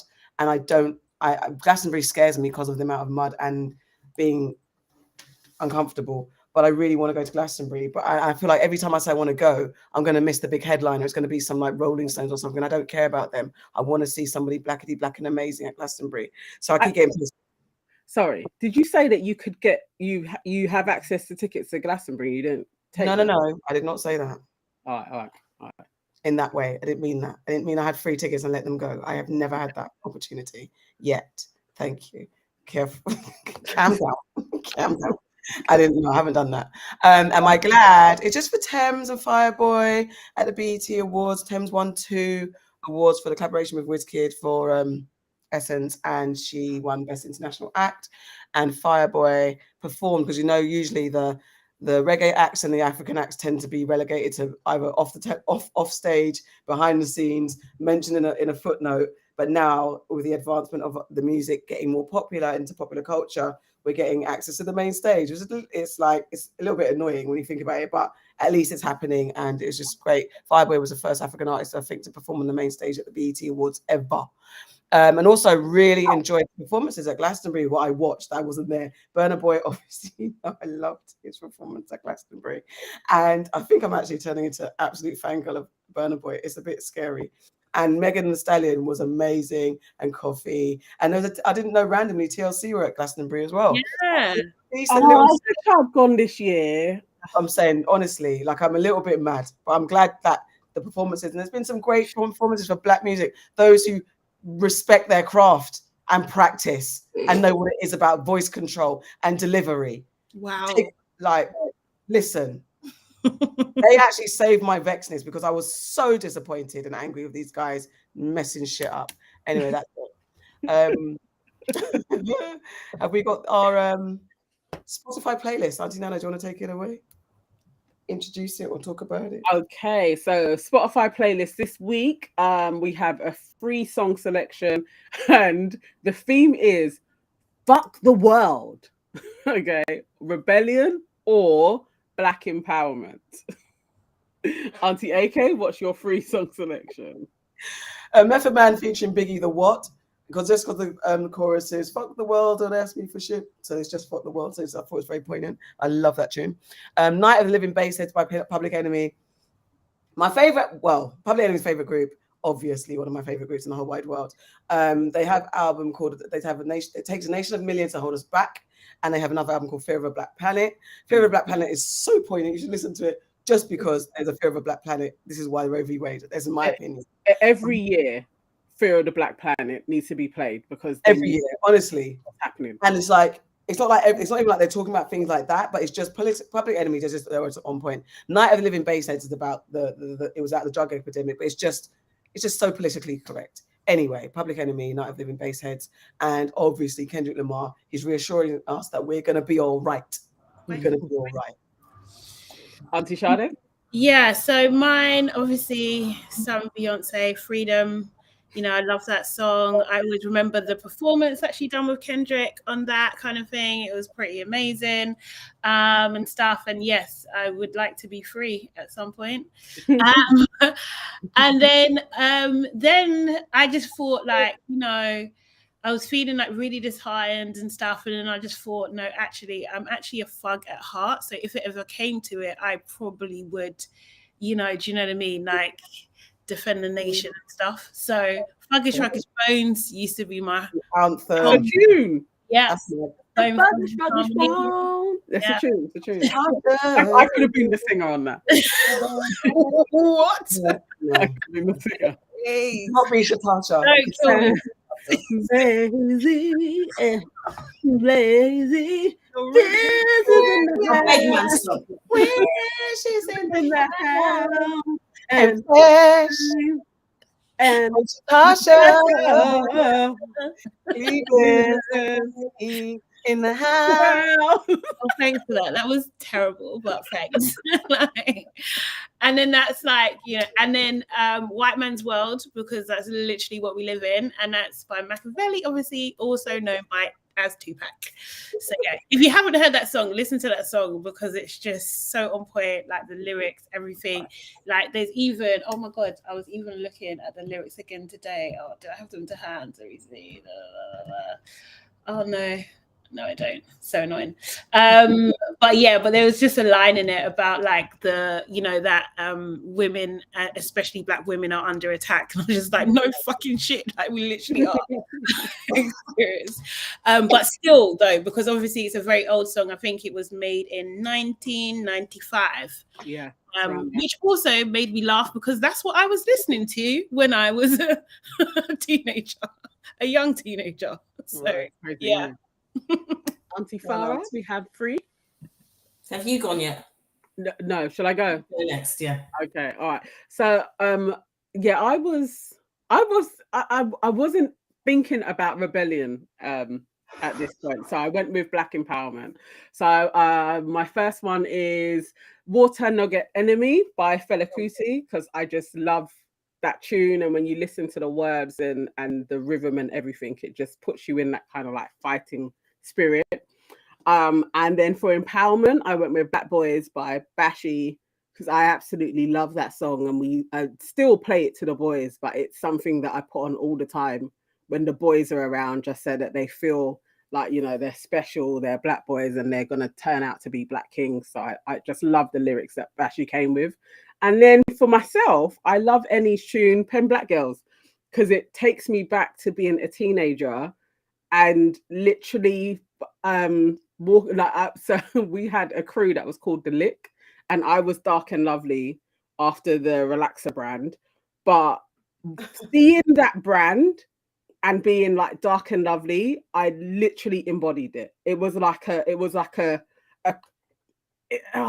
just turned into something like really empowering for me, when you're not feeling that you're the top of the pack or anything, but literally to just be like, no, I'm like, my name's Dark and Lovely. Like, it was just something that I live by. So I love Paying Black Girls, and I hope that all the little black girls out there feel their beauty and know that they are special, whatever shade they are. Nice. Cool. I haven't got as many explanations for you as you lot. I was gonna say J Huss's Triumph, because I love that tune, and J Huss is my favorite UK rapper. And then I was going to say next Kanye West, Jesus Walks, because if you listen to the lyrics of that thing, it's really, really quite inspiring, and it's a bit like, you know, the chat's a lot of sense in that song. I like that song. It's very, you know, kind of gets you moving as well and thinking about what. And then also Jay-Z and Kanye West from Watch the Phone, New Day. That is a bad boy tune. Ooh, yes. Yes. Bad tune. Nice.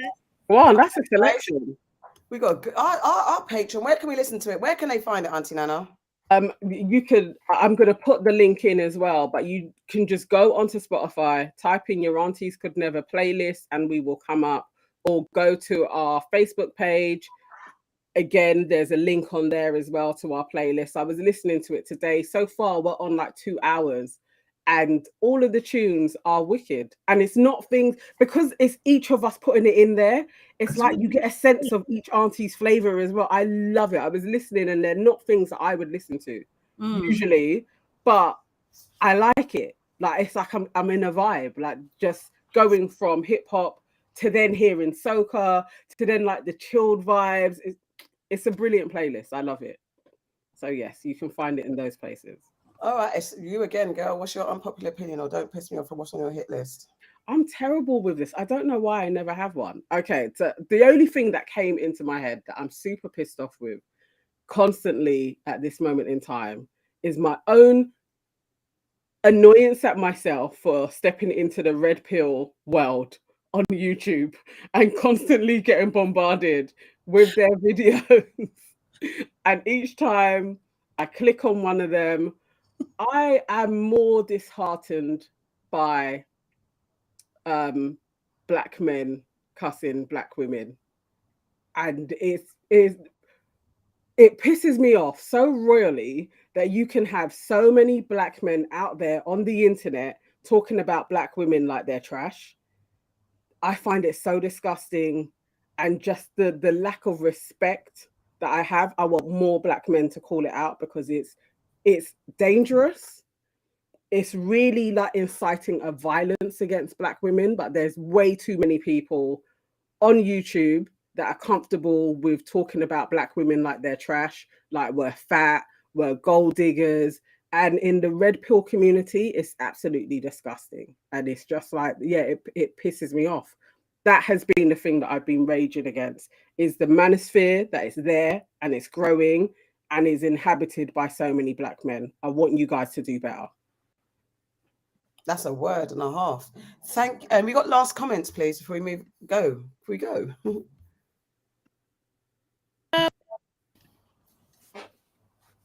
Wait. Okay, so Nick says, glad for the weather, glad Wimbledon has started, and glad my son has settled into his new school. Happy mama. Hey, Matthew. Well done, Matthew. Well done. Tree. Oh, Meadow.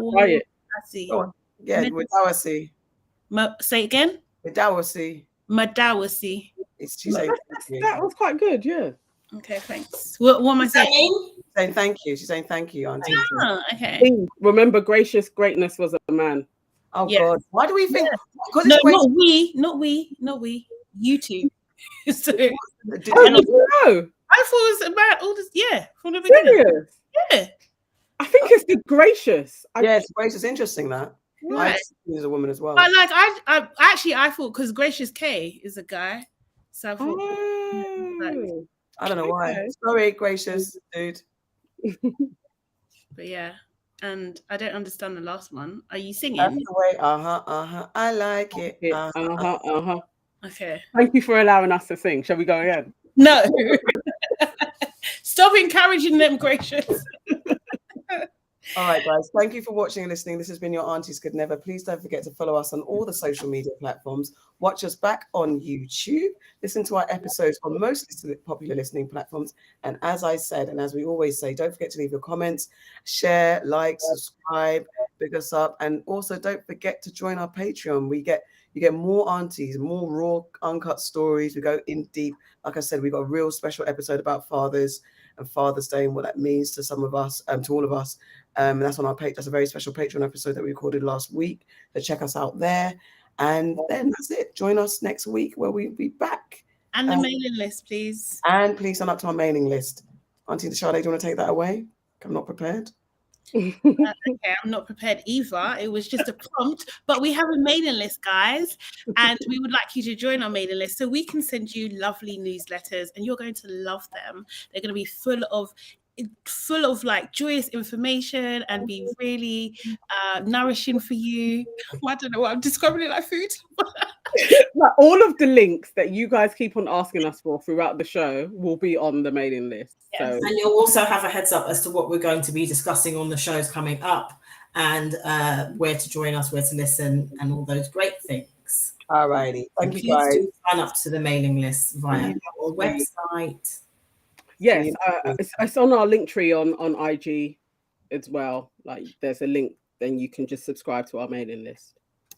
Well, let's just find the link and put it in the chat as well. Shall we? I'm not on that. Right. Let's see. I've got to find it. Gotta find it. I'm trying to think of a story. I don't have any. Story for fill in. We're going to talk about what have we missed? We've missed so many stories. I might say bathing ape. It's the ape. Sorry, can someone put in? Sorry, the chat. I don't know. Thank you. Oh, hang on. Okay, let me get that. Yeah, we're going to be doing the stories that we didn't get to today. So we're going to talk about Bathing Ape Yacht Club and how it might be a disguise for, what do you call it when it's overt undercover racism? Covert, when it's hidden. But it's like, but it's like it's in your face. In your face, mate. But it's hidden. So yeah, they've been accused of doing some really shitty things, and we're going to discuss. And could we discuss what was proposed to us by Candice? I think it's Candice Osborne, sent through the story of Jose Mourinho sending through word to FIFA that they should maybe put in place that African players shouldn't be able to play for another country and they should play for their African countries. He's like, if that was put in place by FIFA, the African nations would consistently win the World Cup and it wouldn't be European dominated. 100%. Interesting. At first, I was thinking, what kind of racist shit is he saying? But then you carried on, and I thought he's onto something. Let's go. So we'll discuss that on Patreon. So yeah, sign up, then you can hear our thoughts. About football, but I'm gonna try. Peace out. A-Town. Toodles! Bye. Bye. Bye. Sorry. Bye.